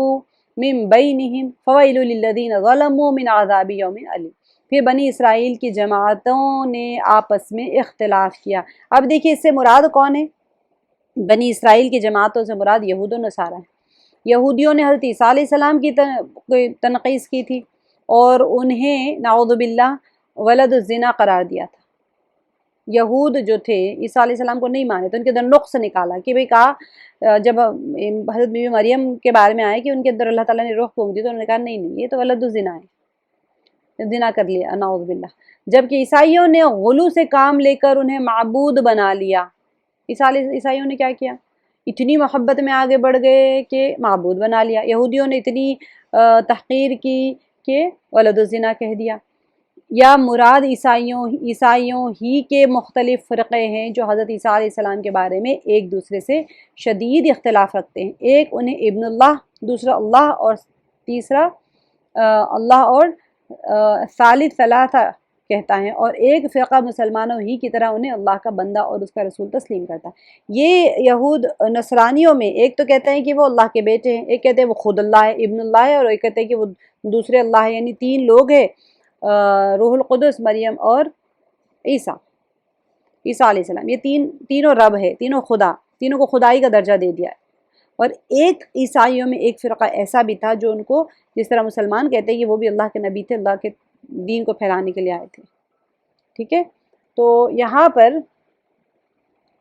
هل ينظرون الى الساعة ان تأتيهم بغتة وهم لا يشعرون، یہ لوگ صرف قیامت کے منتظر ہیں کہ وہ اچانک ان پر آ پڑے اور انہیں خبر بھی نہ ہو۔ الاخلاء يومئذ بعضهم لبعض عدو الا المتقین، اس دن گہرے دوست بھی ایک دوسرے کے دشمن بن جائیں گے سوائے پرہیزگاروں کے۔ اب دیکھیے کیونکہ کافروں کی دوستی جو تھی وہ کفر اور فاسق لوگوں کے ساتھ تھی نا، اور جو وہاں پر کافر ہوگا تو جس کی وجہ سے وہ ایک دوسرے کو الزام لگا رہے ہوں گے، ایک دوسرے کو کہیں گے تمہاری وجہ سے میں آ گیا، تمہاری وجہ سے آ گیا، تو سب جہنمی ہوں گے، سب جہنمی ایک دوسرے کو گالیاں دے رہے ہوں گے۔ لیکن اہل ایمان، اہل تقوی جو ہوں گے وہ آپس میں محبت رکھیں گے کیونکہ سب جنتی ہوں گے۔ تو اسی لیے یہاں پر بتا دیا کہ الاخلاء یومئذ بعضهم لبعض عدو الا المتقین، تو ان کے گہرے دوست بھی ایک دوسرے کے دشمن ہو جائیں گے۔ یا عبادی لا خوف علیکم اليوم ولا انتم تحزنون، کہ میرے بندو آج تو تم پر کوئی خوف اور ہراس ہے اور نہ تم بددل اور غم زدہ ہوں گے۔ یہ قیامت والے دن کیا ہوگا؟ متقیوں سے کہا جائے گا کہ تم آج کے دن بے فکر ہو، کوئی تمہیں خوف کرنے کی ضرورت نہیں ہے، کچھ بھی نہیں۔ الذین آمنوا بآیاتنا وکانوا مسلمین، جو ہمارے آیتوں پر ایمان لائے اور تھے بھی وہ فرمانبردار مسلمان، ان کے لیے تسلیاں ہیں۔ ادخلوا الجنۃ انتم وازواجکم تحبرون، تم اور تمہاری بیویاں حشاش بشاش راضی خوشی جنت میں چلے جاؤ۔ ازواجکم سے بعض نے مؤمن بیویاں، بعض نے مؤمن ساتھی، اور بعض نے جنت میں ملنے والی حور عین بیویاں مراد لی ہیں، ٹھیک ہے۔ یہ سارے ہی مفہوم صحیح ہے، مومن بیویاں ہیں، مومن ساتھی ہے، اور جنت میں ملنے والی حوریں ہیں۔ یطاف علیہم بصحاف من ذہب واکواب وفیہا ما تشتہیہ الانفس وتلذ الاعین وانتم فیہا خالدون، ان کے چاروں طرف سے سونے کی رکابیاں اور سونے کے گلاسوں کا دور چلایا جائے گا۔ تو یہاں پر ہم یہ جو کر رہے تھے آیت 70، ہاں، ادخلوا الجنۃ وانتم ازواجکم تحبرون، تم اور تمہاری بیویاں حشاش بشاش راضی خوشی جنت میں چلے جاؤ۔ یہاں پر سے ازواجکم جیسے میں آپ لوگ کو بتائی تھی کہ یہاں پر بعض مؤمن بیویاں مراد، زوج سے مراد شوہر ہے تو بیوی، بیوی ہے تو شوہر۔ بعض نے مؤمن ساتھی، اگر کسی کی جوڑا جو رہتا وہ جنتی نہیں رہا، مثال کے طور پہ شوہر کی بیوی کافرہ رہ گئی، کسی کوئی شوہر ایمان لا لیا، بیوی نہیں لائی ایمان، کافرہ تھی وہ جہنمی ہو گئی، یا پھر بیوی ایمان لائی، شوہر ایمان نہیں لایا اور وہ کافر رہ گیا، تو پھر کیا ہو گیا؟ وہ تو جنت میں نہیں جا سکتا، تو ان کے لیے مؤمن ساتھی ہوں گے۔ اور بعض نے کہا، بعض مفسرین نے فرمایا کہ جنت میں ملنے والی جو حور ہوں گی، حور عین بیویاں مراد لی ہیں۔ یہ سارے ہی مفہوم صحیح ہیں کیونکہ جنت میں یہ سب کچھ ہی ہوگا۔ تحبرون، حبرن سے ماخوذ ہے، یعنی وہ فرحت اور مسرت جو انہیں جنت میں نعمت اور عزت کی وجہ سے ہوگی۔ یہاں پر ازواجکم تحبرون، تو وہاں پر جنت میں وہ چلے جاؤ، یعنی حشاش بشاش جو خوشی ہوگی ان کو جنت میں جانے کی وہ ہوگی۔ یطاف علیہم بصحاف من ذہب واکواب، اب یہاں پر ان کے چاروں طرف سے سونے کے رکابیاں اور سونے کے گلاسوں کے دور چلائے جائیں گے۔ دیکھیے صحاف کا یہاں پر صحفتن کی جمع ہے، جو پلیٹس ہم دھوتے ہیں، سب سے بڑے برتن کو جفنتن کہا جاتا ہے، اس سے چھوٹا جو ہوتا ہے وہ قصعتن، جس سے 10 آدمی یعنی کہ تھال جو ہم بول سکتے، ٹھیک ہے۔ جنت کو جو کھانے ملیں گے وہ سونے کی پلیٹس میں ہوں گے، اور بڑے زبردست یعنی بڑے بڑے پلیٹس ہوں گے، اور کیسے ہوں گے ہم تصور نہیں کر سکتے۔ دنیا میں تو سونے کے برتن، چاندی کے برتن میں کھانے پینے کی ممانعت ہے، لیکن وہاں پر پیالے بھی اور پلیٹس بھی سارے ہوں گے، اور چاروں طرف سے یعنی دور چلائے جائیں گے، یعنی کہ بار بار دوڑ دوڑ کے بچے آئیں گے، ان کو جو جو چاہیے وہ پیش کیے جائیں گے۔ ایک مہمانی ہے، مطلب ہم جب پارٹی میں جاتے ہیں تو کیسے پارٹی ہوتی، ایسے ہی جنت کی پارٹی کا اللہ تعالیٰ یہاں پر ایک ایک منظر کھینچ رہے ہیں، وہ فیہا ما تشتہیہ الانفس، ان کے جی جس چیز کی خواہش کریں گے، ٹھیک ہے، اس کے اندر وہ چیزیں ہوں گی، وَتَلَذُّ الْأَعْيُنُ، اور جس سے ان کی آنکھیں لذت پائیں، سب وہاں پر ہوگا۔ وفیہا سے مراد جو ان کی جانے، یعنی ہماری نفس جو چاہے گی اور جو ان کی آنکھوں کو فرحت ہوگی۔ آپ سوچیں انسان کبھی کبھی صرف آنکھوں سے دیکھ کر ہی انجوائے کر رہا ہوتا ہے۔ فار ایگزامپل آپ اب سمجھ لیں، مثال کے طور پہ ٹی وی دیکھ رہے ہیں لوگ، ٹھیک ہے، اب کیوں دیکھ رہے ہیں ٹی وی؟ وقت کا ضائع، کچھ مل تو نہیں رہا ہے نا، لیکن آنکھوں کو لذت مل رہی ہے۔ آپ وہاں پر پارٹی دیکھ لیتے ہیں اور ساری دنیا میں گھوم کے آ گئے، کبھی geographic society, national geographic society کوئی دیکھ رہے ہیں، سمندر میں تو ہم جا نہیں سکتے، چلو بیٹھ کے ٹی وی پہ ہی دیکھ لیں گے کہ ہمارا ایسا ہو گیا کہ ہم نے سمندر دیکھ لیا۔ اب جو بندے کے پاس کچھ پیسے ویسے نہیں ہیں، وہ کیا کرتے تھا، حج عمرے کے سارے دیکھ لیتا ہے، چلو میں تو نہیں جا سکتا ہوں، یہیں بیٹھ کے آنکھوں کو ایک فرحت مجھے مل رہی ہے، لذت مجھے مل رہی ہے۔ تو یہ ساری چیزیں جو آپ کوئی چیز کر نہیں سکتے وہ لیکن وہ جو جنت کی لذتیں اور فرحتیں ہوں گی، وہ ہمیں نہیں پتہ کہ اللہ سبحانہ وتعالیٰ نے وہاں پر کیا کیا رکھے ہوئے ہیں انسانوں کے لیے،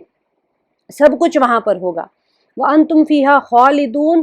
تو تم اس میں ہمیشہ رہو گے، یعنی کہ جس طرح ایک وارث میراث کا مالک ہوتا ہے نا، اسی طرح سے جنت بھی ایک میراث ہے جس کے وارث وہ ہوں گے جنہوں نے دنیا پہ ایمان اور عمل صالح کی زندگی گزاری۔ اب کتنی امپورٹنٹ بات ہے یہاں پر کہ خلد، میں بتاتی ہوں ہمیشہ کہ ہمیشگی کے لیے استعمال ہوتا ہے، ہمیشہ۔ اگر کوئی جہنمی جہنم میں جائے گا تو وہ بھی ہمیشہ کے لیے جائے گا، اور جنتی جنت میں جائے گا تو وہ بھی ہمیشہ کے لیے جائے گا، ہمیشگی والی زندگی ہوگی۔ وَتِلْكَ الْجَنَّةُ الَّتِي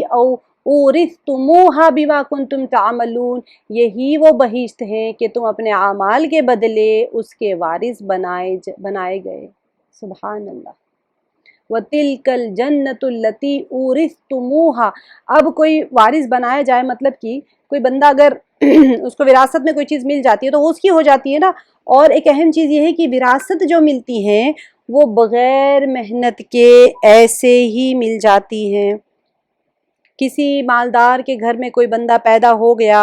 اور اس کو جو پیسہ مل رہا ہے وراثت میں، وہ اس نے محنت سے نہیں کمایا نا، کچھ محنت لگی ہے مال میراث کمانے میں۔ جنت بھی ایسے ہی مل جائے گی۔ ہم یہ جو دنیا میں کر رہے ہیں نا، وہ کوئی جنت پانے کے لیے کچھ بھی نہیں ہے۔ وہ آپ کو پیسہ کمانے کے لیے کتنے گھنٹے محنت کرتا ہے انسان؟ 8-8 10-10 گھنٹے محنت کرنے کے بعد میں اس کو اتنے پیسے ملتے ہیں مہینے میں جو کماتا ہے۔ وہ روزانہ 10-10 گھنٹے محنت کرے گا تو جا کے تنخواہ ملتی ہے۔ یہ جنت کمانے کے لیے ہم نے کون سی محنت کرنا ہے یہاں پر؟ وہ جو نعمتیں ہیں، جو ابدی زندگی ہے، جو جنت میں ہمیشہ ہمیشہ رہنے والی جو زندگی ہے، اور اتنی نعمتیں ملیں گی، اتنی نعمتیں ملیں گی، اس کے لیے اللہ تعالیٰ کہہ رہے ہیں کہ 5 وقت کی نماز اخلاص کے ساتھ میں پڑھ لو، ایمان لا لو، 5 وقت کی نماز پڑھ لو۔ تو 5 وقت کی نماز کتنا ٹائم لگتا ہے دن بھر میں؟ اگر انسان گھڑی دیکھ لے تو 10 گھنٹے تو نہیں پڑھ رہا ہے نا بندہ، روزانہ 10 گھنٹے کی نماز تو نہیں پڑھنی ہے ہم نے۔ تو تِلْكَ الْجَنَّةُ الَّتِي اورثتموها بما كنتم تعملون، تو یہ جو جنت ہے اب تم اپنے اعمال کے بدلے اس کے وارث بنائے گئے ہو۔ تھوڑے سے اعمال کرنے ہیں، بہت کچھ مل رہا ہے۔ اب بچہ جو ہوتا ہے اس کا عمل کیا ہے کہ وہ اس گھر میں پیدا ہو گیا، ان والدین کو پیدا ہو گیا، بس وہی اس کا عمل ہے۔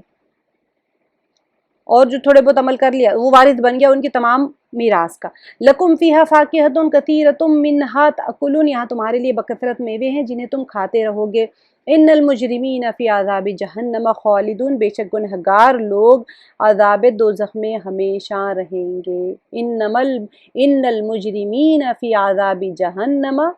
خَالِدُونَ۔ اللہ سبحانہ وتعالی ہماری محافظت فرمائے۔ یہ جو خلد ہے، وَأَنْتُمْ فِيهَا خَالِدُونَ، یہ جنت میں بھی ہمیشگی ہے اور جہنم کی زندگی میں بھی ہمیشگی ہے۔ لا يُفَطَّرُ عَنْهُمْ وَهُمْ فِيهِ مُبْلِسُونَ، یہ عذاب کبھی بھی ان سے ہلکا نہ کیا جائے گا اور وہ اسی میں مایوس پڑے رہیں گے، یعنی نجات سے مایوس۔ وَمَا ظَلَمْنَاهُمْ وَلَٰكِنْ كَانُوا هُمُ الظَّالِمِينَ، اور ہم نے ان پر ظلم نہیں کیا بلکہ یہ خود ہی ظالم تھے۔ اللہ تعالیٰ نے کسی کو جہنم میں بھیج کے کسی بندے پر کوئی ظلم نہیں کیا، انسانوں نے خود نے اپنی جانوں پر ظلم کیا ہے، اللہ تعالیٰ کی نافرمانی کر کے، ایمان قبول نہ کر کے، جو دنیا میں کر رہے ہیں اللہ تعالیٰ کا جو احکامات ہے وہ نہ مان کے، اللہ تعالیٰ بندے نے خود اپنے آپ پر ظلم کیا ہے۔ وَنَادَوْا يَا مَالِكُ لِيَقْضِي عَلَيْنَا رَبُّكَ قَالَ إِنَّكُمْ مَاكِثُونَ، اب جو جہنم میں چلے جائیں گے وہ پکار پکار کر کہیں گے کہ اے مالک، جو جہنم کا داروغہ ہے، جہنم میں جو چلے جائیں گے ان کو، جو جہنم کا داروغہ ہے ان کا نام مالک ہے، جو فرشتے ہیں ان کا نام، تو کہیں گے پکار پکار کے بنادو، یعنی پکار پکار کر کہیں گے یا مالک لیقضی علینا ربک، تیرا رب ہمارے کام ہی تمام کر دے، یعنی کہ ہمیں موت ہی دے دے تاکہ عذاب سے جان چھوٹ جائے۔ دنیا میں بہت سخت جب انسان کو تکلیف پہنچتی ہے، دنیا میں انسان طلب کرتا ہے کہ اللہ مجھے موت دے دے۔ ہاسپٹلس میں جو بہت زیادہ کرٹیکل کنڈیشنز میں ہوتے ہیں، وہ لوگ کہتے ہیں کہ ہمیں اللہ موت دے دے، اور جب ان کو موت، نہ صرف پیشنٹ بلکہ جو ساتھی ہوتے ہیں وہ بھی کہتے ہیں، آنے جانے والے کو کہتے ہیں کہ ان کی آسانی کے لیے دعا کریں، کیونکہ تکلیف دیکھی نہیں جاتی ہے نا، تو بندہ خود کہتا ہے کہ بندہ پیشنٹ بھی کہتا ہے کہ موت کو طلب کر رہا ہوتا ہے، اور اٹینڈرز جو ہوتے ہیں حالانکہ اولاد ہوتی ہیں،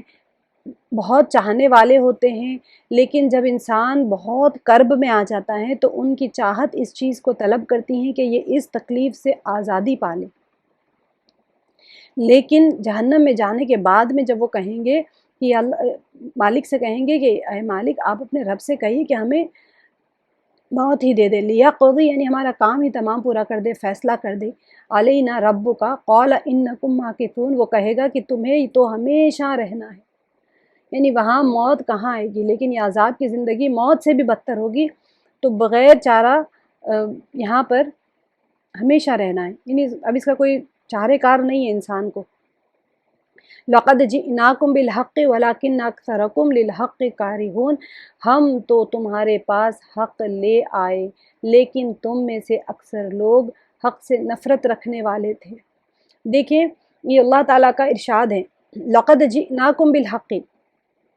کہ یا تو اللہ تعالیٰ کہیں گے کہ ہم تو تمہارے پاس حق لے آئے لیکن تم میں سے اکثر لوگ حق سے نفرت کر دیتے، یہ اللہ کا ارشاد ہے یا فرشتوں کا ہی قول بطور نیابت الہی ہے؟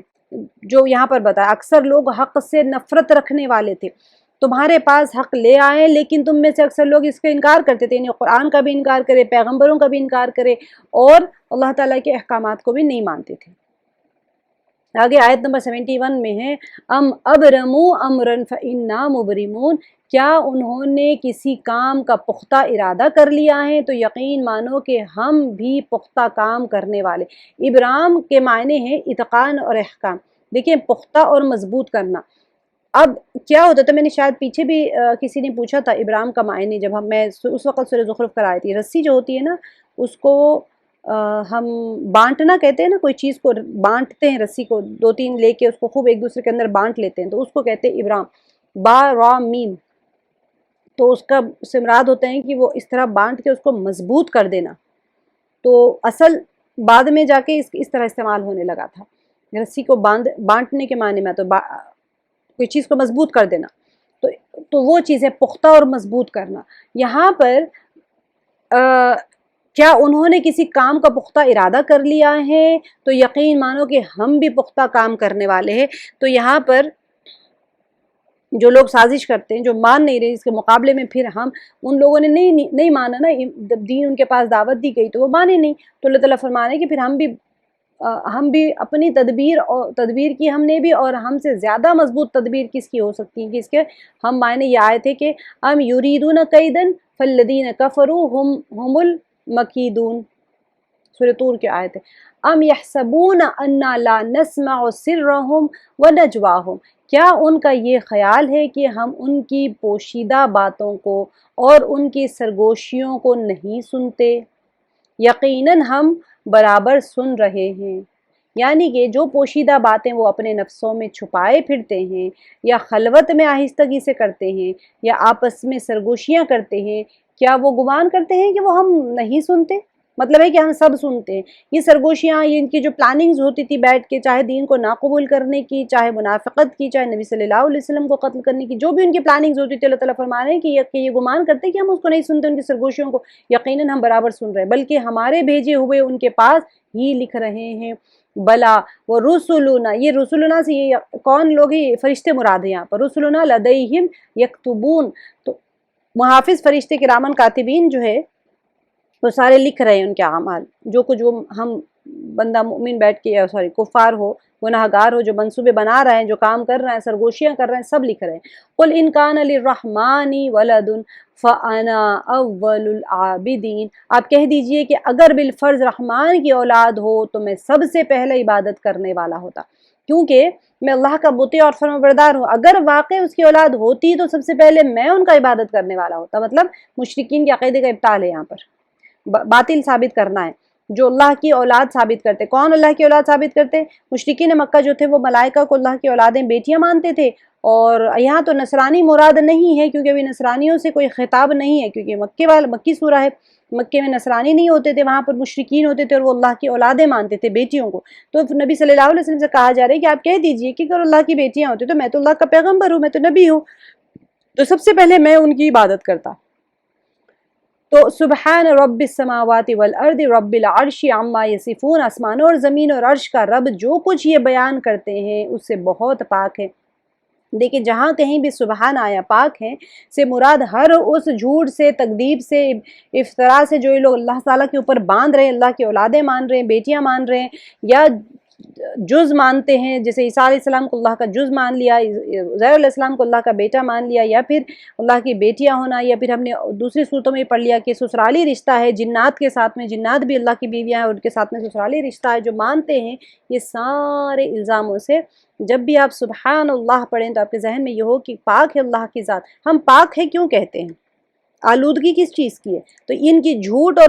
گمان جو انہوں نے الزام لگائے وہ اس تمام چیزوں سے اللہ سبحانہ تعالیٰ کی ذات مبارکہ پاک ہے۔ تو آسمانوں اور زمین اور عرش کا رب جو کچھ یہ بیان کرتے ہیں اس سے بہت پاک ہے۔ یہ اللہ کا کلام ہے جس میں اس نے اپنی تنزیہ اور تقدیس بیان کی ہے، یا رسول اللہ صلی اللہ علیہ وسلم کا کلام ہے، اور آپ صلی اللہ علیہ وسلم نے بھی اللہ کے حکم سے اللہ کی ان چیزوں سے ایک تنزیہ اور تقدیس بیان کی جن کا انتساب مشرکین اللہ کی طرف کرتے تھے۔ یہ جو ہے نا سبحان رب السماوات والارض رب العرش عما یصفون، یہ کون بیان کر رہے ہیں؟ اللہ تعالیٰ فرما رہے ہیں، یا پھر نبی صلی اللہ علیہ وسلم فرما رہے ہیں اللہ تعالیٰ کی باقی بیان کرنے کے لیے؟ فَذَرْهُمْ يَخُوضُوا وَيَلْعَبُوا حَتَّى یلاقو یومہم الذی یوعدون، اب آپ انہیں اسی بحث مباحثے اور کھیل کود میں چھوڑ دیجیے۔ یہ جو مشرکین مکہ مان نہیں رہے نا بات، تو یعنی اگر یہ ہدایت کا راستہ نہیں اپناتے تو اب انہیں اپنے حال پر چھوڑ دے اور دنیا کے کھیل کود میں ان کو لگا رہنے دے۔ کیوں کہا اس طرح؟ مان نہیں رہے، کھیل کود کیوں کہہ رہے؟ یلعبون سے مراد یہاں پر یلعبو حتی یلاقو یومہم، اب ان کو کھیل کود استہزاء کر رہے ہیں نا، نبی صلی اللہ علیہ وسلم جب دعوت دے رہے ہیں تو وہ مذاق اڑا رہے ہیں، سیٹیاں بجا رہے ہیں، تالیاں پیٹ رہے ہیں، تو چھوڑ دیں ان کو۔ اب آپ ان کے پیچھے نہ جائیں، ابھی یہ کب تک چھوڑ دیں؟ حتی یلاقو یومہم الذی یوعدون، یہاں تک کہ انہیں اس دن سے سابقہ پڑ جائے جن کا یہ وعدہ دیے جاتے ہیں، یہ قیامت کے دن، ان کی آنکھیں اسی دن کھلیں گی جب ان کے اس رویے کا انجام ان کے سامنے آئے گا۔ وَهُوَ الَّذِي فِي السَّمَاءِ إِلَٰهٌ وَفِي الْأَرْضِ إِلَٰهٌ وَهُوَ الْحَكِيمُ الْعَلِيمُ، وہی آسمانوں میں معبود ہے اور زمین میں بھی وہی قابل عبادت ہے۔ یہ نہیں ہے کہ آسمانوں کا معبود کوئی اور ہو اور زمین کا کوئی اور ہو، بلکہ جس طرح ان دونوں کا خالق ایک ہے، معبود بھی ایک ہی ہے، اسی کے ہم معنی یہ آئے تھے۔ وَهُوَ اللَّهُ فِي السَّمَاوَاتِ وَفِي الْأَرْضِ، اب دیکھیں یہ لوگ کا یہ ہوتا تھا وَفِي الْأَرْضِ یعلم سرکم وجہرکم ویعلم ما تکسبون، سورہ انعام کا ہے آسمانوں اور زمین میں وہی اللہ ہے، وہ تمہارا پوشیدہ اور جہری باتوں کو جانتا ہے، اور جو کچھ تم کرتے ہو وہ بھی اس کا علم رکھنے والا، اور وہ بڑی حکمت والا ہے۔ وَهُوَ الْحَكِيمُ الْعَلِيمُ، اور بڑی حکمت والا ہے اور پورے علم والا ہے۔ تو یہ لوگ کا ہوتا تھا کہ آسمانوں میں ملائکہ رہتے ہیں تو آسمانوں کا رب، ملائکہ اللہ کے بیٹیاں ہیں تو وہ اس کا رب الگ ہے، زمین کا رب الگ ہے، انہوں نے مانا ہوا تھا نا، رب الارباب کہتے تھے، تو بہت سارے رب ہے جس کا ایک رب اللہ ہے۔ تو اللہ تعالیٰ فرمانا ہے کہ نہیں، زمین اور آسمان کا ایک ہی رب ہے، وہی حکیم ہے اور وہی علیم ہے۔ تبارک الذی لہ ملک السماوات والارض وما بینہما وعندہ علم الساعۃ والیہ ترجعون، اور وہ بہت برکتوں والا ہے جس کے پاس آسمان اور زمین اور ان کے درمیان کی بادشاہت ہے، یعنی کہ ایسی ذات کو جس کے پاس میں سارے اختیارات زمین اور آسمان کی بادشاہت، تو اسے بھلا اولاد کی کیا ضرورت ہے؟ اولاد کی ضرورت اس کو ہوتی ہے جو مجبور ہو جاتا ہے، جسے لاچاری آ جاتی ہیں، جو مدد طلب کرتا ہے تو اللہ تعالیٰ کو تو ضرورت ہی نہیں. اللہ تعالیٰ تو بہت برکتوں والا ہے. تبارک الذی لہو ملک السماوات والارض، اسی کے لیے ہے زمین اور آسمان، وما بینہما، جو کچھ اس کے درمیان ہے، وعندہ علم الساعہ،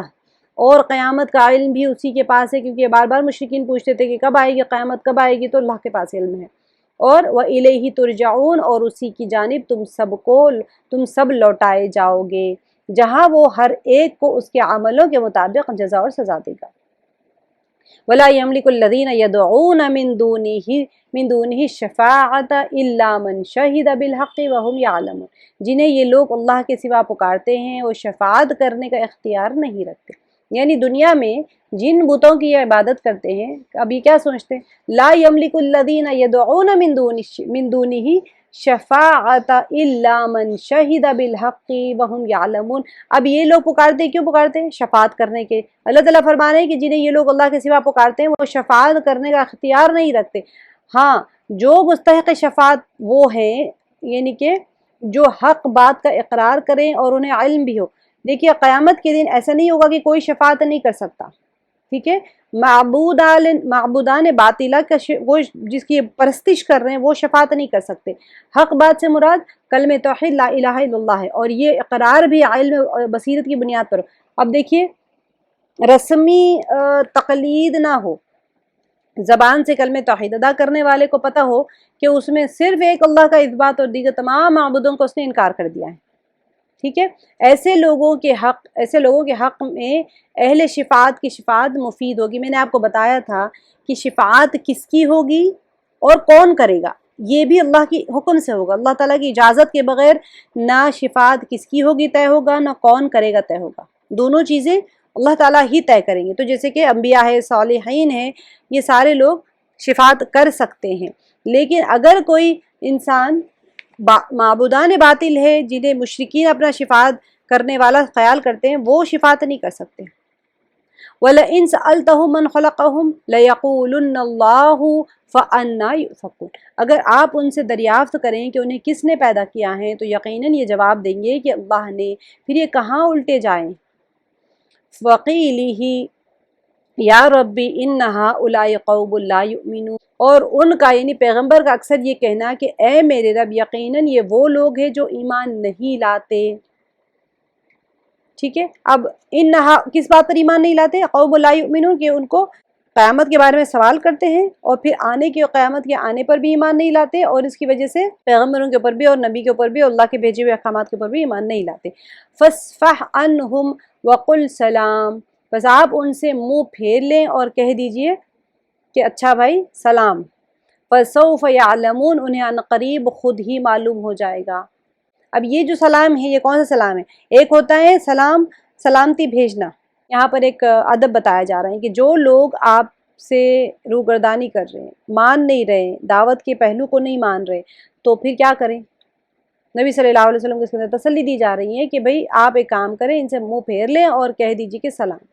فسوف یعلمون، تو ابھی عنقریب خود ہی معلوم ان کو ہو جائے گا. جب یہ عذاب دیکھ لیں گے، جب ان کو موت آ جائے گی، موت سے ہی ان کا عذاب شروع ہو جائے گا، جہنم میں بھی عذاب دیکھ لیں گے تب ان کو پتہ چل جائے گا. اب یہ نبی صلی اللہ علیہ وسلم کی تسلی کے لیے بھی ہے اور ایک تربیتی حکم بھی ہے کہ اتنی محنت کرنے کے بعد میں بھی جب کوئی بندہ روگردانی کرے تو پھر دعوت دینے والے کے اوپر کوئی ذمہ نہیں ہو گیا کہ اس سے پوچھ باز پرس نہیں ہوگی، بلکہ بس ان سے کہا جا رہا ہے کہ آپ